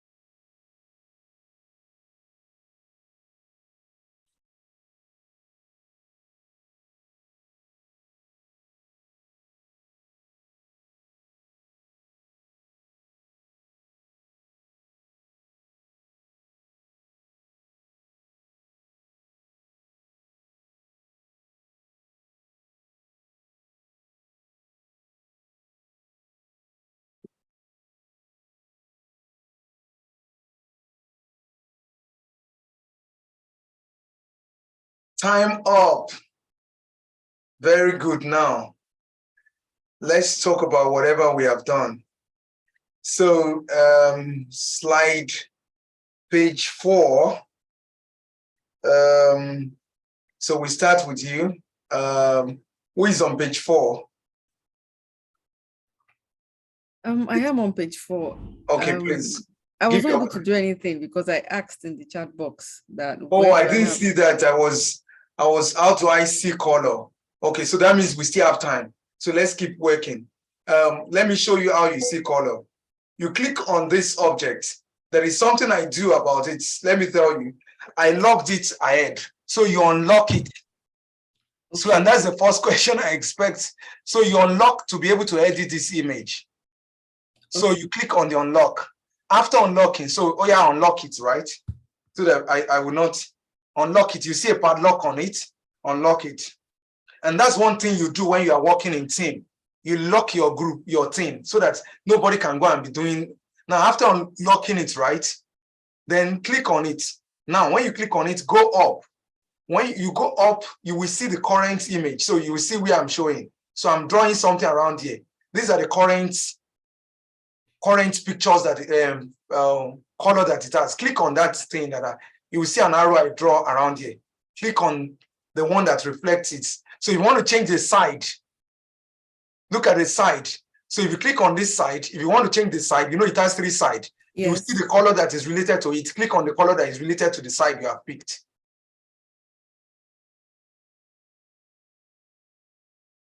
Do you understand? If you click on here, 1, you click on this one here. Exactly. Now, if you click on that whatever, it should show you a wheel. Have you seen a wheel? So let me just stop whatever and click on it for you. So you see the wheel. This is where you see all the colors. Do you understand? Okay. So when you are picking colors here, and then the wheel, if it's wheel that you want to use, if you scroll down to where colors are, you say see all, then you'll be able to see the color wheel. You're saying something, but you can do that even without the wheel. And that's where you see the color. Sorry that I actually deliberately refused to do those clarification at the onset. So that means I still give extra 3 minutes. Okay, thank you. All right. You're welcome.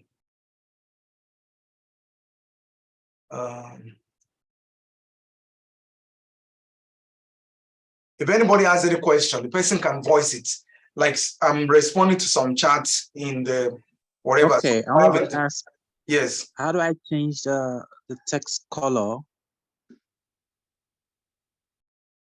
The text color. Okay. So that is, which slide are you working with? Slide 6. 6. Okay. So you highlight the text. So you see me double clicking and highlighting it. So I won't do it for you. So highlight it. I will see that you have highlighted. You double click on the text itself. Double click on that text. And then it's highlighted.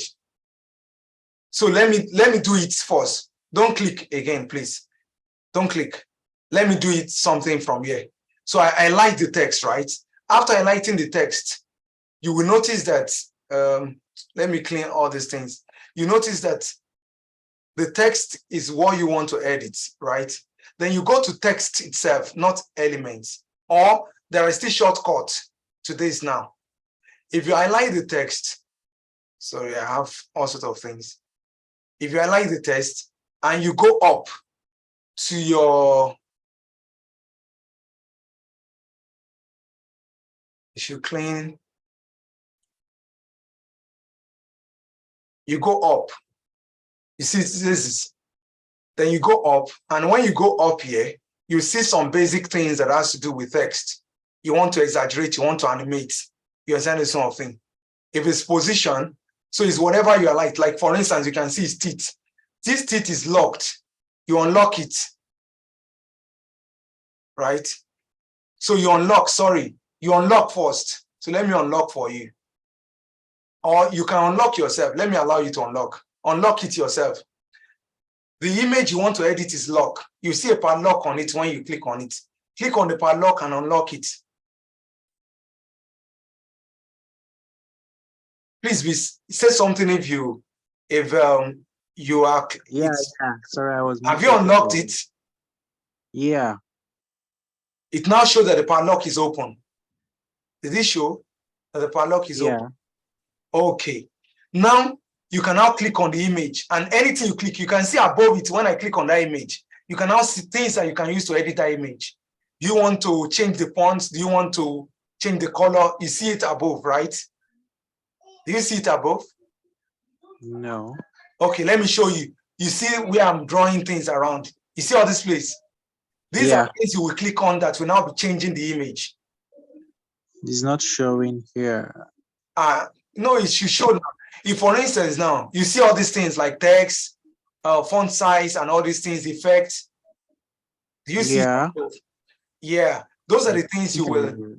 So you have to highlight, double click on the image for it to show.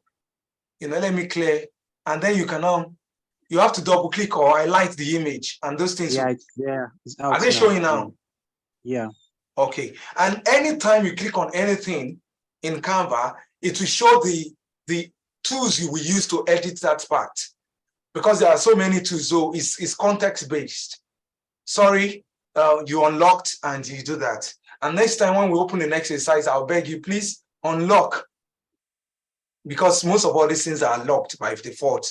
And they deliberately locked because anything you are doing, always lock so that you won't scatter it, or somebody will not come if you are sharing with others, come and scatter the work you are doing. Okay. So we still have extra 3 minutes because of that clarification. So who is the next person? Who has finished? I have finished. Oh, wow, this is beautiful. And this is, you have a great sense of color selection, a great sense of color selection. And basically, I know it's recommended for you, but you selected appropriately. And when you start working on complex animation, you really enjoy with the 3D kind of shape that it gave you to do this time around. So do you want to talk to us about what you did and how you did it? So let's focus on you. Okay, so the first thing I did was to unlock, which I was not aware of before. So after unlocking, I was able to see the 3 colors that were initially available. So I clicked on each color, and since it's an analogous colors that are close to each other, so I picked the colors that could match for the 3 sides, and that was what I did.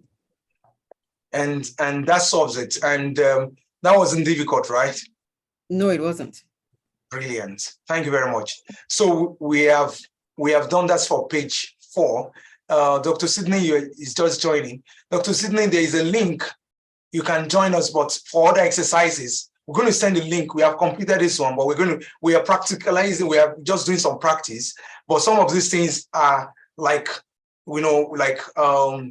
under a kind of a blinded veil or something like that, a covering. These are not things you know before, but you now play with, to discover and to play with. So if you want to work on some, they have worked on slide 3, 4, 5, 6. So you can go to 7 and then the instruction is on the right hand. So you will still learn and do. So the instruction has been a shade of this. And then if you have any question or you need to, but the first thing is you unlock, as I've not told others before, and then when you click on any element, you edit the element based on the instructions given. So I could see Dr. Sydney. I think you came in the other time. So if you come into this slide, to come into this slide is not difficult. I'll drop the link again in the chat. The stage we are now is people are giving report of what they did and how they figured it out themselves, and how they were able to come up with the design, and it's impressive. So we have this presentation by Stanley now on page 4. So we take page 5 now. Please, your presentation. Page 5. Who did page 5? The person can give us a presentation. I think page 5 was done by. Yeah, I did page 5. Abel. Okay, please. Yes. So well, I pretty much figured out. I didn't know before that I was supposed to unlock, but when I clicked on the image, it showed me a locked sign. So I just clicked on it and then it unlocked. And I think that's from your experience. Your experience I that when you click on something, it will show the context of editing. I didn't show you, that's right. and you figured it out. Brilliant. Yes, Well I did. So when I now started trying to change the colors in the text or in the box generally, and I noticed I had 3 colors, but I didn't know where to find, how to change the colors. So when I looked towards my top left hand side, I now found where you want to share your screen to do that. Okay. So let me stop sharing. So Okay, because let me share my so screen. please go ahead and share. I know a lot of people Okay. are joining, some people are joining now and they use you, they learn from your presentation. So share your screen.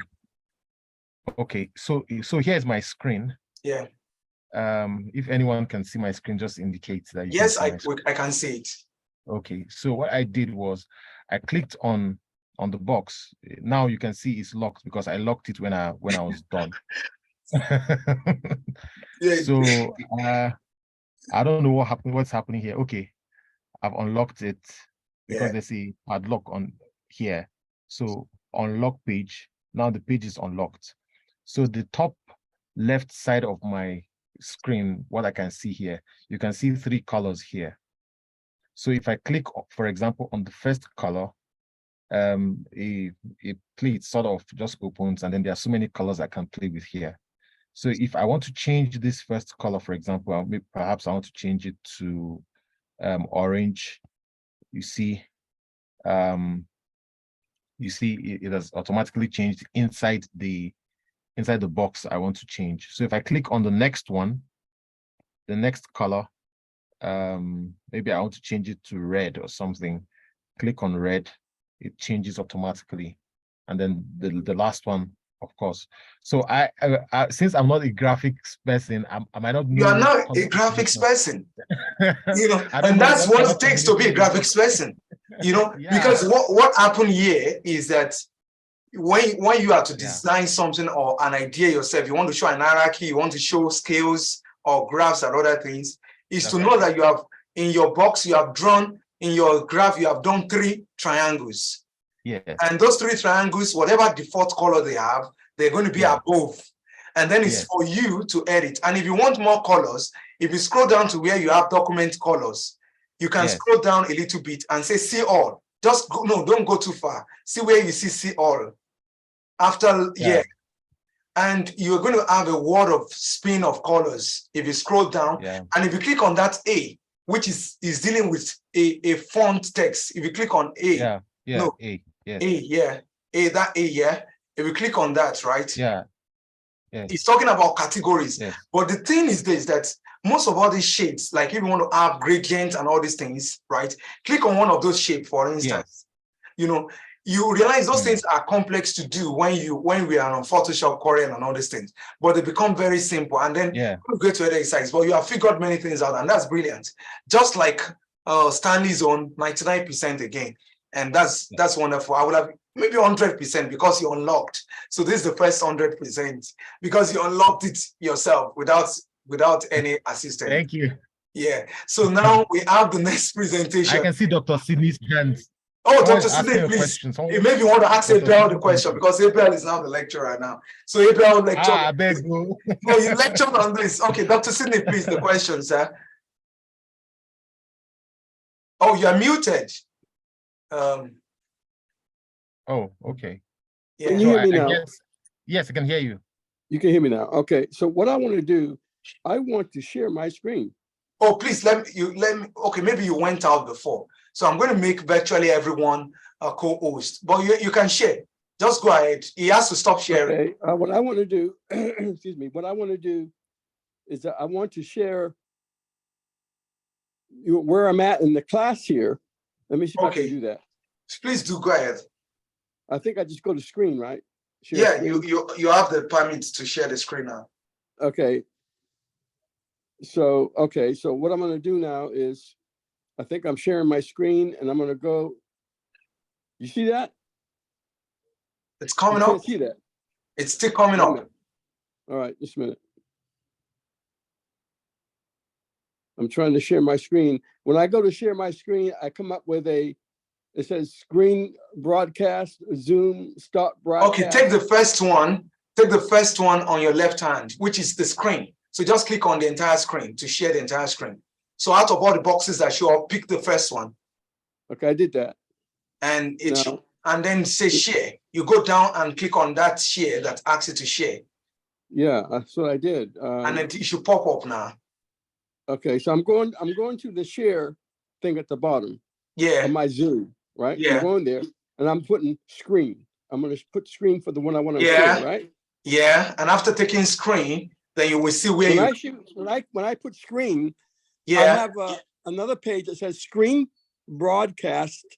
Then on the one next take the first one, Zoom. click on screen, and then you will see a small box which says share, and then click on that share. So you click on screen and then share again. A blue box that says share. It's a small button that says share after you have clicked. Yeah, I know. I'm doing it. Let me see if I can.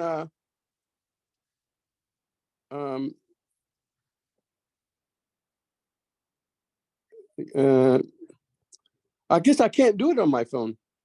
You can do that on your phone, yeah? Yeah, because see, I'm pressing share. And it's not responding. But it gives me these choices: screen, photos, iCloud Drive, Dropbox, Microsoft OneDrive, Microsoft SharePoint, Google Drive.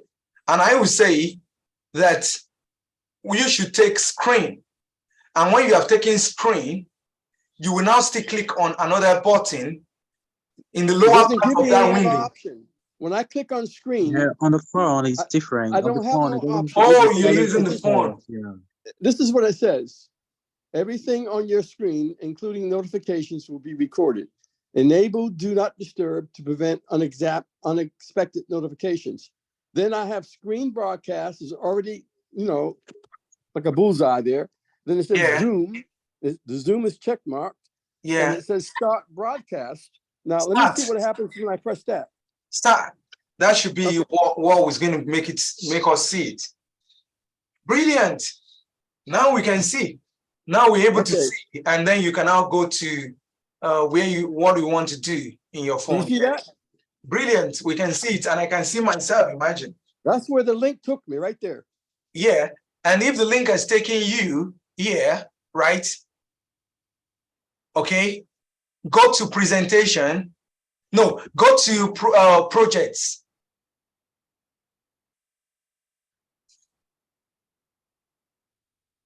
Projects? Or just take a presentation. No, go to projects here. And in the project, don't go too far. Don't go too far. Scroll up. Can you click on that menu? So I'm going to use some annotation. So if you're looking at the screen,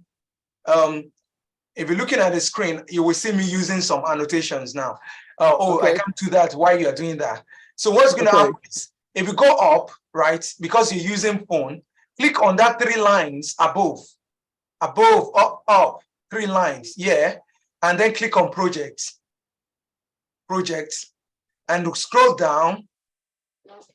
Okay, now we have designs and all these things we are doing. So click on color relationship. That's what we're working on now. And click on edit. And scroll down to your page 7, and that's where you be. I think that answers your questions, right? That solves it. I think so. I mean, I can't do nothing from It's here. very difficult. It's very difficult. So scroll, and you see what others have done. This is what Stanley did. This is what where, and then, but you don't need to worry about this one now. You know how to do it when we send the next link. Yes. So what we need to do now is we are presenting on this one, and we're going to the next one. So you know where to go to. Hope this is helpful. So you can stop sharing now. All right. All right. So the next person, please, now we have the presentation now. And I would say for the other presentation, I think after Dr. Benjamin is the next person to share, and I've made everyone be able to share their screen. So share your screen and give your presentation on how you did it. You come down. Oh, mother, how you doing? Dr. Benjamin. Dr. Benjamin, you can. Yes, I'm here. Okay, please give your presentation. You can share your screen now. Where is my share screen? So I'm making everyone co-host so that everyone will start sharing their screen. Like, and it will make it faster. You just give a presentation of what you did. It will make it faster. Okay, okay, I was on slide 6, right? Yes. Yes. So I was supposed to change the color of the text to a lighter blue than the box. So I just went. I didn't know I was supposed to unlock. So I was struggling there. I was busy trying different things, but it's not happening. Till I asked you, then I changed the unlocked, and I went straight to text. Then no, I went straight to this. I thought you highlighted the text. Yeah. Yes, I highlighted the text, and it brought me here to text color. So I clicked it. Then I searched for light blue on the search box. Then it brought different colors for me. Then I choose the lighter one than the one at the box. Thank you very So much, Dr. Benjamin. Can you please do something for me? Sorry to ask. Can you change the color of that rectangle where the text is? Okay, let me see. Using the same thing you did for the text. So you change the color to something that will blend with the text. No, you just click on the rectangle itself here, and then you go to where you went to. You know, anything you click on, the context will come up, and then you see the color by the angle. It said the current color is blue. So you want to change that current color. So you click on that blue. No, not the font. No, the color. Yeah, click on that color, and then you change it to another thing, to any other type of thing that will blend with the background. So if you click on that color, then you understand you want to change for it. Yeah, but that will not work. So so you can do that more. You can say see all, click on see all to see more varieties of color to actually be able to change. That's not part of the task, but I just want you to use that principle you used. The principle you use for text, you use it for the other thing. So you want to animate the rectangle. If you want to do some other things, you click on an object and you alter whatever properties that it has from whatever context that it comes up. So thank you very much. All the presentations we have had from this group is 100% from this particular one. So we can stop sharing. Do we have anybody want to present again? Who else has done something for this task? So now, for this task we did, we spent more than our normal assigned, what we call it, 5 minutes. But the next task we're going to take, we're going to make sure that we stick to the time, okay? Because now we are becoming experts in designing, right? And then we already know what to do when we're working on the context. So now I will share my screen and take us back to the classroom. We may not be able to do everything, but you can now do others on your own. But I want us to work on something that is very important too, which has to do with scaling and shapes. So I want us to click on this. Okay, no, you don't need to click on it. I'll click on it and share it so that all of us work on it together. And when it comes to presentation, so we present, and I want to talk less because it's like you already have the principles of design that we expect. So you get the link, you drop in the chat the slide you are working on. So you just put your name, the slide you're working on, and you start working. I will say time up and you give presentation. Okay, so I'm going to drop it in the chat, and immediately you make a choice. Please drop it in the chat so that there won't be conflict of slide making. Yes, and I said it's good when it's order of entry. It will be very good if you do it according to the order. So just as a form of introduction, what we're learning here is we have worked on color, we have worked on text, we're working on shapes, because those are part of the thing and shape are versatile too, so that's stories. You can read that later. So somebody take page 2, the person's going to work on this rectangle and use that idea that whatever, this is what you learn, you read the learn and you do. You do what they ask you to do for this. You read the line if you take page 3. So just drop in the chat the page you take as you enter on entry. So I see someone has entered, Abel has entered. Drop in the chat the page you have taken so that nobody will take it again. And then the exercise begins. 5 minutes.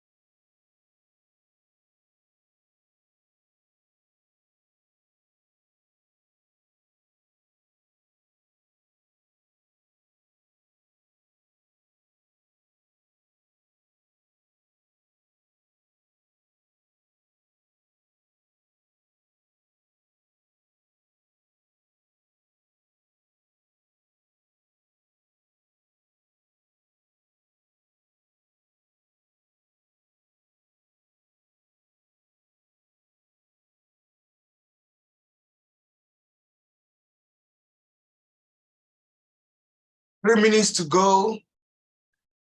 I can see from the chart, Abel is working on page 4. Who else is working?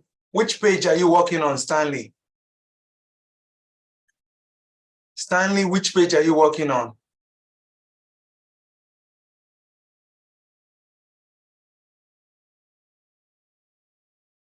Okay, I can see Stanley is working on page 3.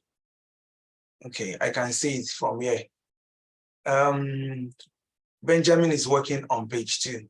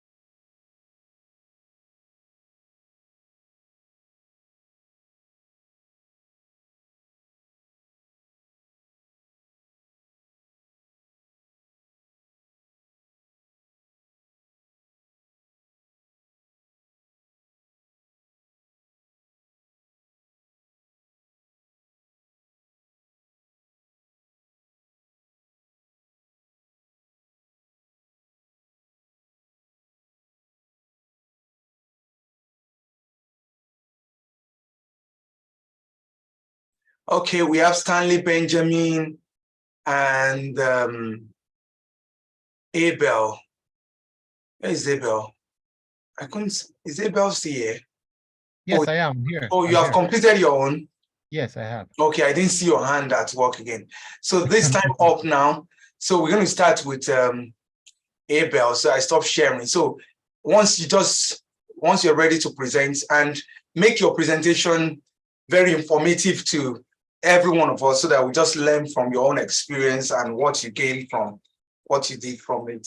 So make it a form of teaching too. Okay, so I'm sharing my screen. So I hope you can see my screen. Just indicate if you can see my screen. I can see it. Okay, thank you.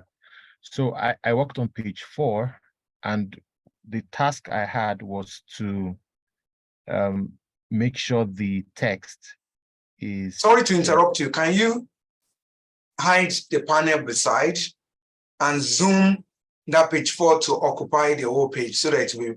So hide the panel by clicking this arrow that is beside the panel, the element you got out.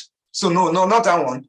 Go to the element by the left-hand side or right-hand, whatever, of the, where we have now. Hide this panel, or click on that thing by the line, a kind of an arrow that goes inside. Oh, yeah, I see it. Exactly. Good. And you can now zoom your page, and then scroll up a little bit to good. Now, sorry, start your presentation. Okay, so my task was to place the text inside the design, or this circle. So originally the text was below, somewhere around here. So what I did was to drag the text. I just clicked on the box. You see, just a rectangle. So what I did was to drag the box up to the center of the circle. Now I used the line. You can see some dotted lines up and vertically and horizontally to look for the center or something near the center. So I just placed it there, and that was my task. And then, of course, originally the background was gray. So I wanted to achieve what was on the left-hand side. So I changed the background again, using the same thing I did earlier. I moved up to where, when you click on this, it's supposed to give you this color template. So when I color palette, so I clicked on it and I looked for white to change it from ash. So I can change it back to ash. So you see what I'm doing. So it's back to ash, and we're where we are. Thank you. Brilliant. Our next presentation. So anyone can, I won't call name, just share your screen and start. There are 3 people that did the task, so we know that it's just those 3 people that will present. So it's between now Benjamin and Adeyemi. Adeyemi Stanley. Okay.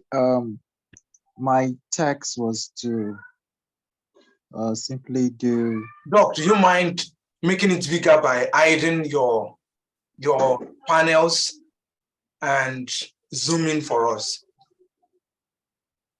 You can zoom below. There is zoom below.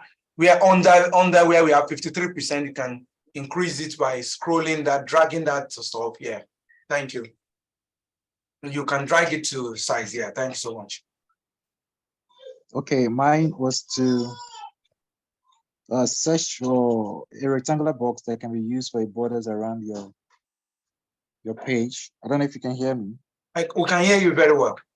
Okay, so I simply got here, struggled, but I was able to unlock. After unlocking, I went straight to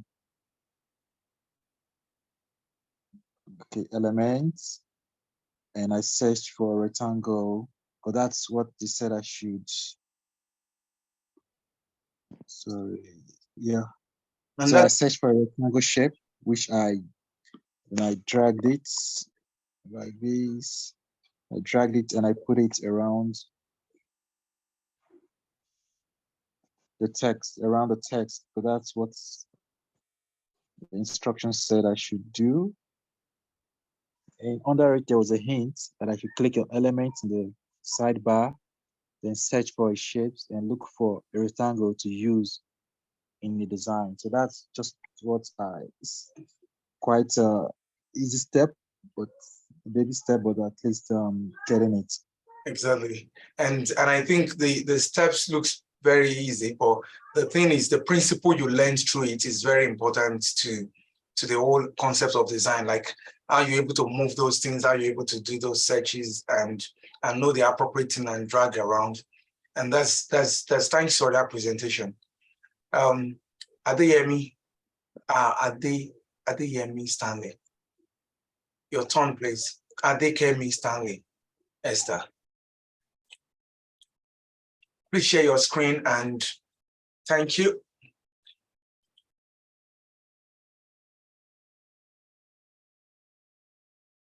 Oh, you are muted. Do we need to unmute you, or you should be able to unmute yourself, Stanley?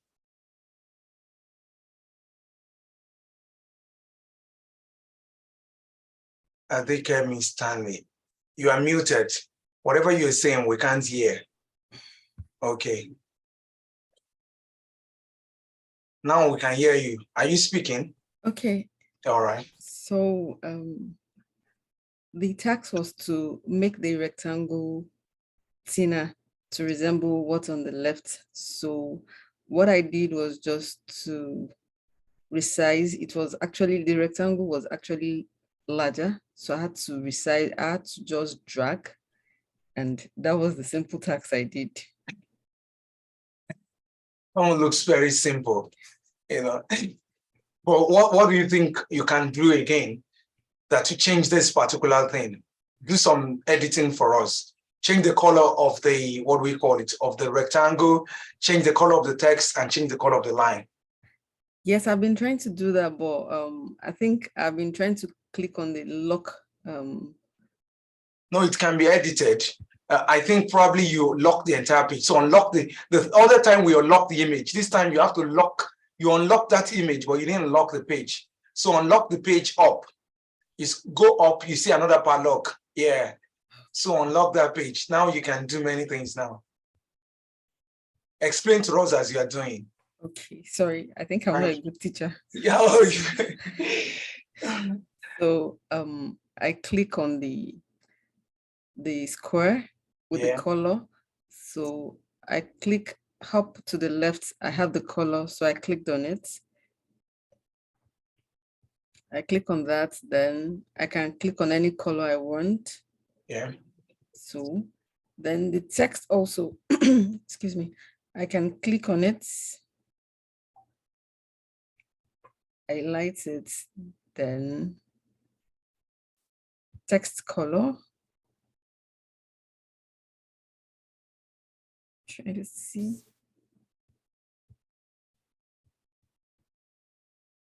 So now, once you click on the text and highlight the text, above it, you will see the element change. So you have to highlight the text itself. Yeah. So the element gives you all those things you can do, change fonts, change, so you can continue. Okay, so I just came to text color. So I can make it bold. Then I have underline. No, I won't do that. It's already underlined. So I want to change the color of the underline under it.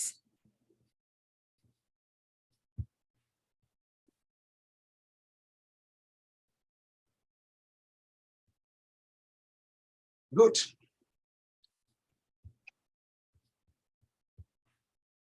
Though not a good blend, but yeah, you have done the principle and you understand it's not a good blend. Thank you very much.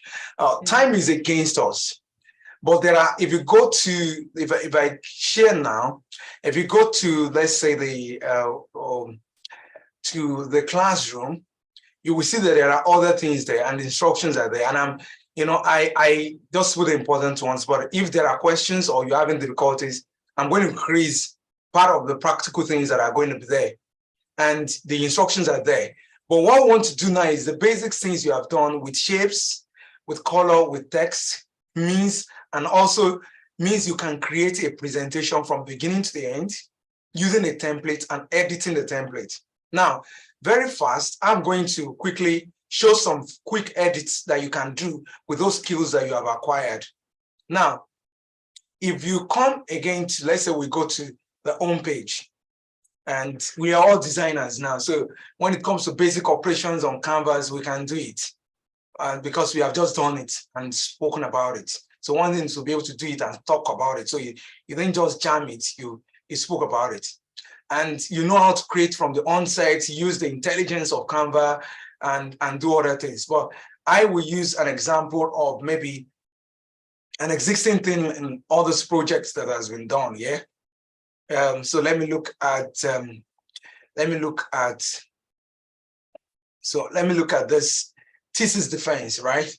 And it's a template, so I did not design it. And if you have a template like this that is raw, you can't just use the template, you know, you edit with your content and all these things, but you also apply your design techniques such that, you know, you see some people using PowerPoint, for instance, and you will just quickly recognize the template they have used.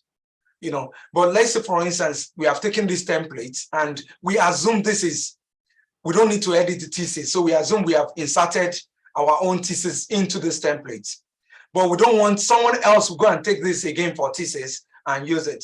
So what we do with our design skills, these are boxes, as you have done with boxes. So you can click on them and change the background color, or you can just click on a fast method to use without without taking the elements one by one. Depends on the time you have and what you intend doing.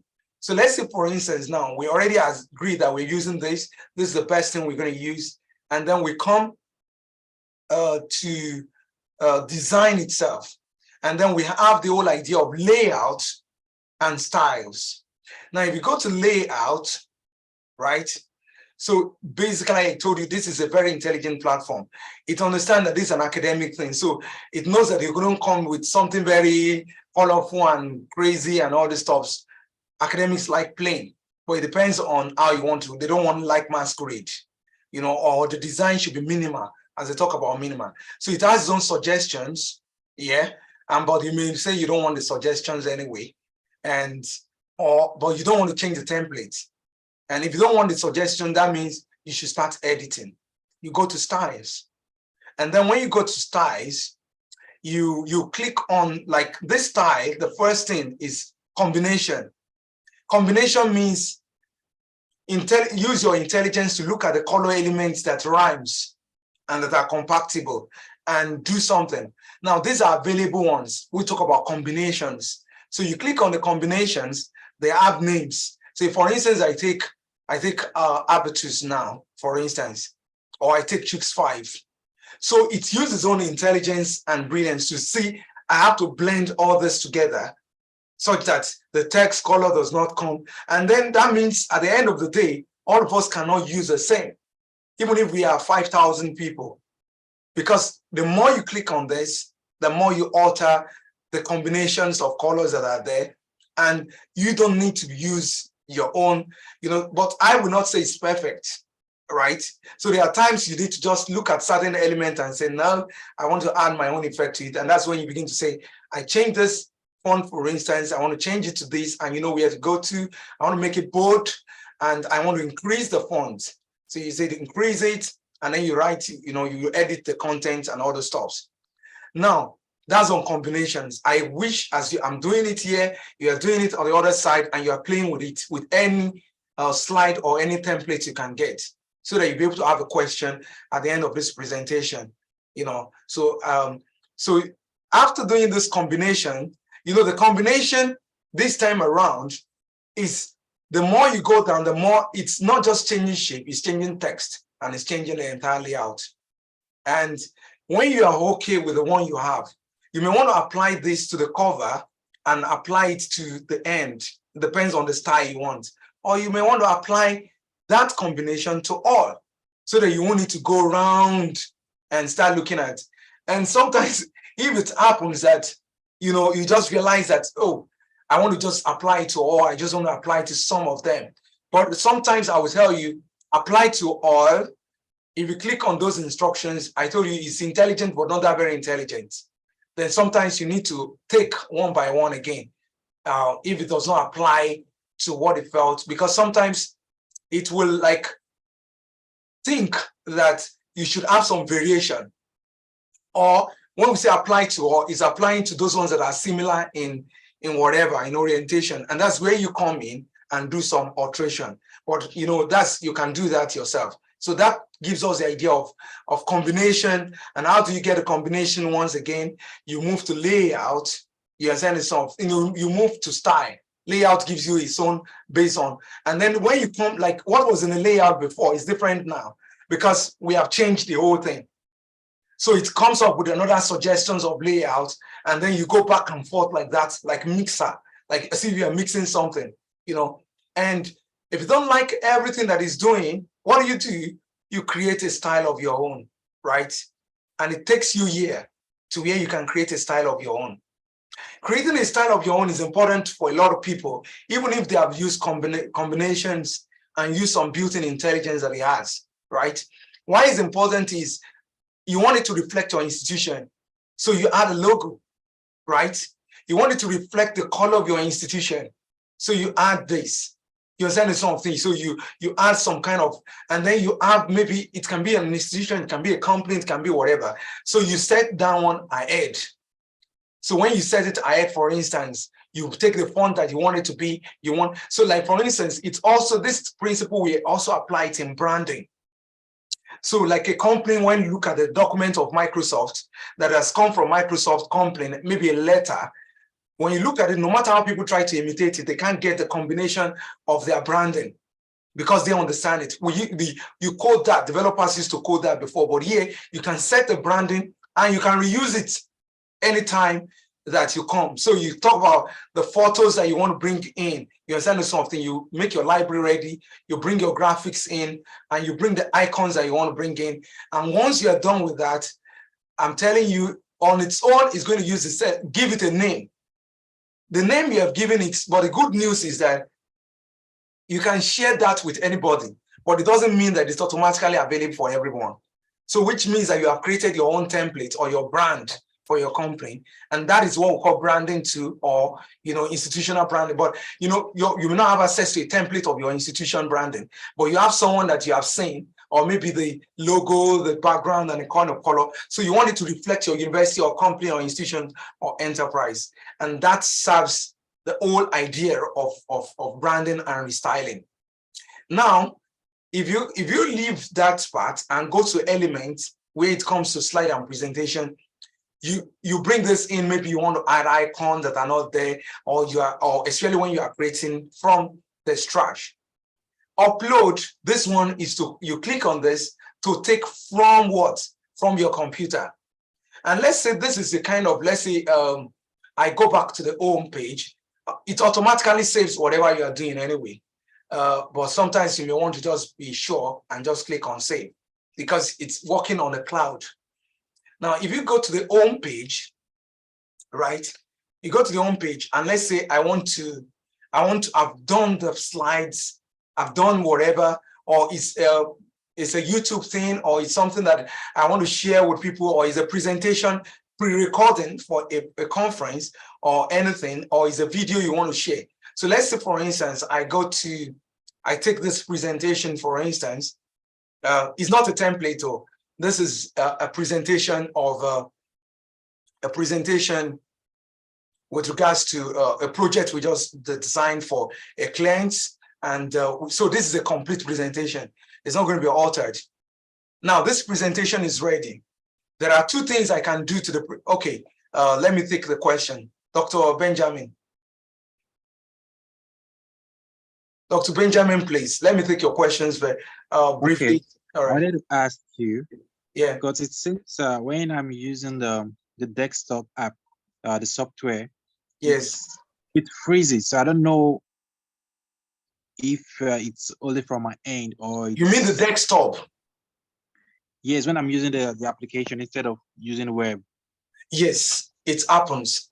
because that's why I don't use it except if I'm in a place I'm managing the internet they have. You know why? It takes it time to fetch from the cloud. But here we are working, we are working on their server, right from the whatever. So there are some things that are stored in its memory, but on the desktop, it goes all the time back and forth, and it's not going for a small data. And you have to remember you're also using Zoom at the same time. So the data consumption, they are sharing processor, and they are sharing what we call it. If I'm using Zoom and I'm using desktop, it's slower. But if I'm using desktop and I'm not using Zoom, it's faster, because at that point, they're not sharing data and memory of the system. But this time around, you're using two big applications. So I would just tell you, if it's too slow, because it's going to be fetching, especially when it's fetching from the template or fetching tools and all these things. So just go to the online one when you have a kind of a massive consumptions of your system resources. Okay, thank you. You're welcome. So now, I believe that, I'm rushing now to make sure that at the end of this session, you are above level 1, and then you're able to do something, your presentation, and discover more things, on this. Because if we want to meet on something like this, is to meet on another part of big stuff, not slide presentation. So I've talked about, you can design this type of slides. I'm not saying we design this from scratch, right? We don't design it from scratch. We use a template, but we customize it based on the app we have developed. Because so it's like what we call it. It's like an app that was developed for a school, right? So let me just give an history behind, so that you'll be able to see the context of application. And okay, sign in. Okay, so, and this is like everybody presents, including web developer or anybody or whatever, or business person, academics. So this is the app, right?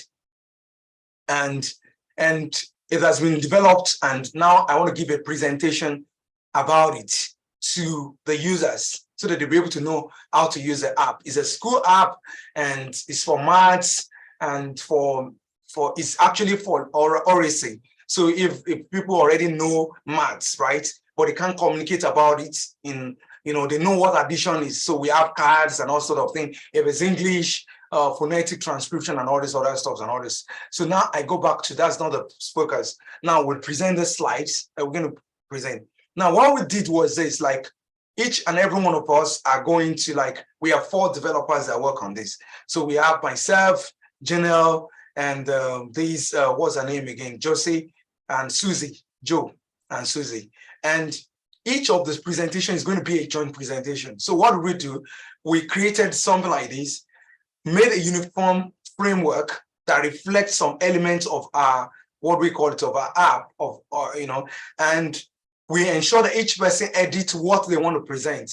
So like, for instance, now, slide 1 to, what we call it, to slide, slide 1 to 3, it's by Janelle. Slide 4, 5 is by Joe, and process, and okay, I give only on process is by Austin, and challenges, success is by Susie, and this link are shown at the end. So basically, no presentation. Our presentation is always 2 minutes. Now, there are times hereby they will say you should pre-record your presentation, and that's where I'm going to.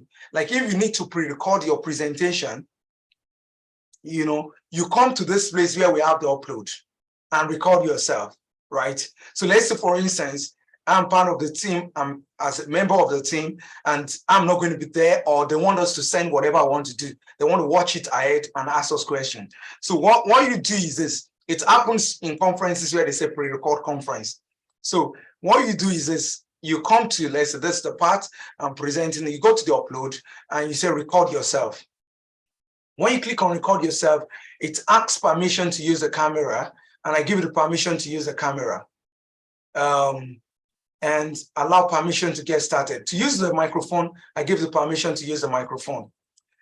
it says no camera. I says it should use the full HD, and the camera is already in use by someone else. So I off my camera in Zoom. I go back to it again because so my camera is ready, and 3, 2, 1. Thank you very much, ladies and gentlemen. I'm so happy to be here today, and I'm here to give a presentation on the tools and processes we used to be able to develop this app.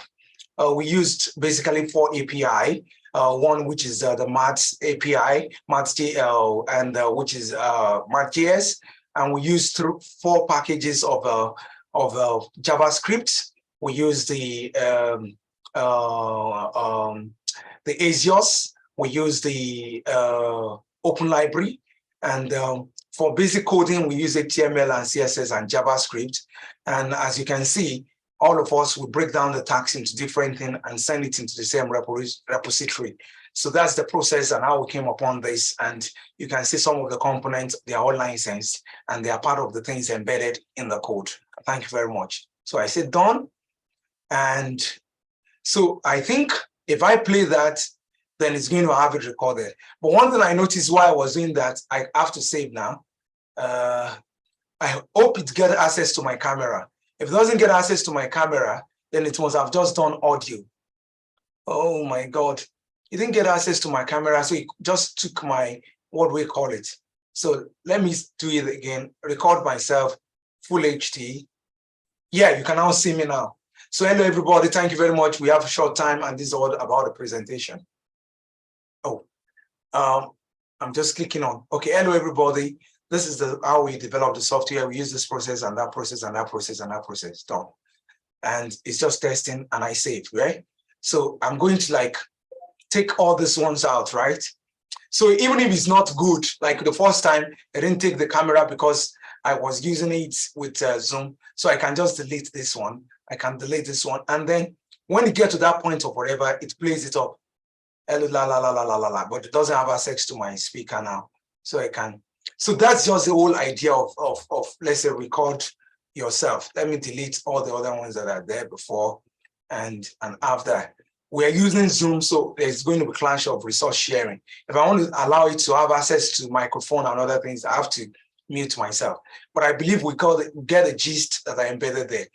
That's under upload, just like you can upload other things. But this time, you're not uploading the video, you can actually record it. Text, these are just basically if you want to use built-in and all this one, sales or blah, blah, blah, and all these other resources. Draw, if you want to do some drawing yourself, like the way we use photo paint and whatever. And projects, all your projects, all the way we have done, will always be here. You can check it one by one. If it's a design, if it's a folder, if it's an image, if it's a video, so you always find it there based on your own resources. And project means your own content that are there. The only thing that I will add, because time is seriously against us, we're going to the 6th hour, is when you go to the home page and you look at all that we have learned, they're all design principles and they're applicable to when you are designing social media kind of graphics or anything. It's still the same. But the reason why they have them social media is it fits in straight to Facebook, straight to Instagram. So it already has a template, and if there will be any other sections apart from maybe doc, this, it will be on 2 things that we did not touch, which has to do with video editing. Using it to do video and creating your YouTube is powerful, and website creation. So those are the 2 things I would not touch. What I will expect from us, all the participants at the end of this session, is to send in, right? You send in what you have created with all the knowledge you have acquired, using all the principles that we have learned, send it in, and then you will get your certificate of participation. So if there's no question, that ends the entire webinar for today. Thank you very much for your participation and engagement. And then I'm ready to take questions.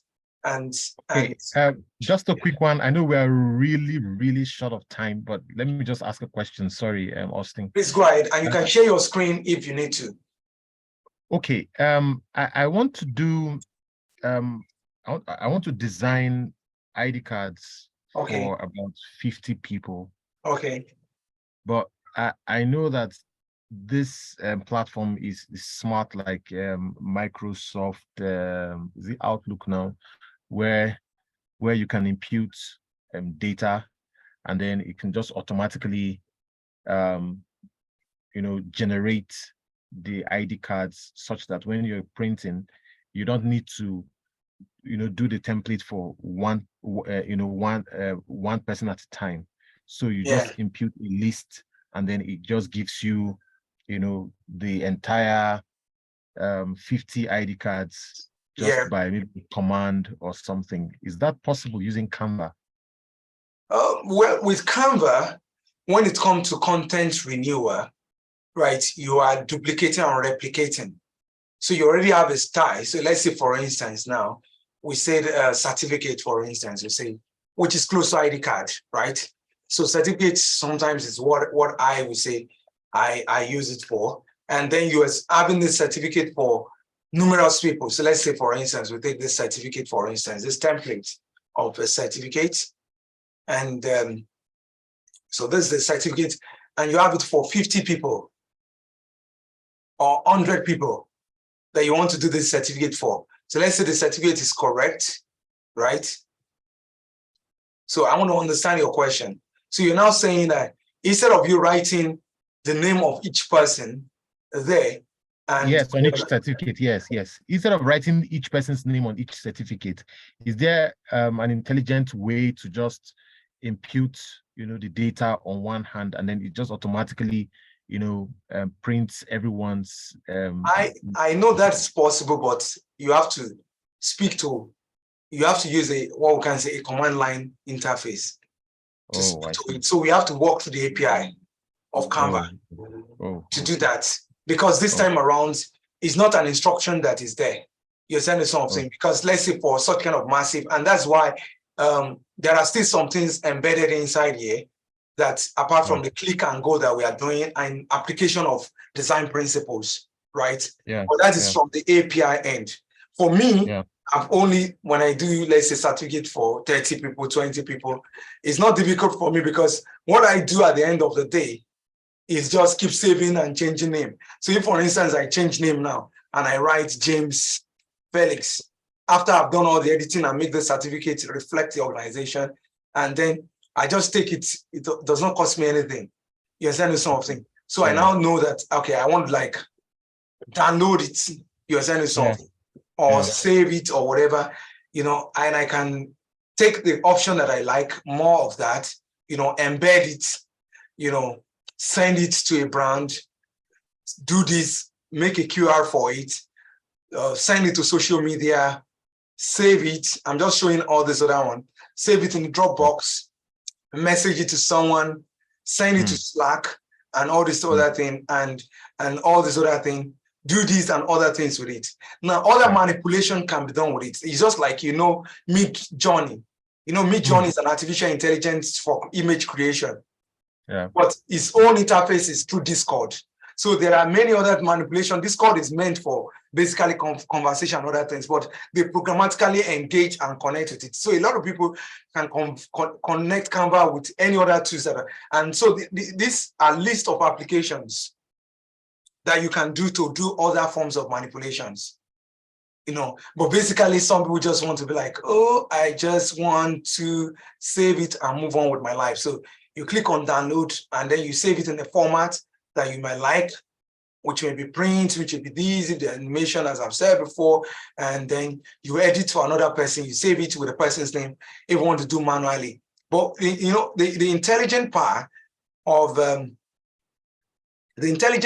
of what we call it, of designing or creating, of designing and all this thing, it depends on, like most of all these tools, many people that do massive things programmatically engage with it. And if you engage with it, maybe using little program language like Python and all these things, you use it to do automations and to do some other forms of manipulation. And the same thing with branding and other stuff. There is something I actually want to even bring out of it, which is a little bit on if you go to, I already wrote some of those things in the handout, but if you go to elements here, and you're searching element, blah, blah, blah, blah, blah. There is a way you can integrate it also with your what we call it, your YouTube straight away and all this other thing. But I just feel the first thing is let's learn, let's be familiar with it, let's play around it, let's learn to do something with it, and then we can call second episode, which is going to be like, at that point we already have more skills. Like now, some of us who are here already know how to engage with ChatGPT, and some people are learning Python and all these other things. So by the time we want to work with more complex things with it, we'll be able to do that, Okay. So I think that answers your question. Yeah, it does. Thank you. Any other question? You're welcome. Any other question? If there is no question, I thank those who stayed to the end. Ozioma, Esther, Stanley, Benjamin, and Abel, and for your participation, engagement, and then we look forward to more discourse or more session of this nature. Wish you all a very lovely evening. Thank you so much. Sure. Thank you very much too. So Thank bye. you so much for the sacrifice. Thank you and for your your time. Oh, you're welcome. And Yeah. ARN, we continue to have events, and next month, by God's grace, we are having an engineer who is going to put us through application of MATLAB for various disciplines, especially for animation, to include animations and other stuffs into your project. So we have Dr. Khadija will be taking that. So we look forward to that, and more engagement in the chat room. Have a lovely evening and bye.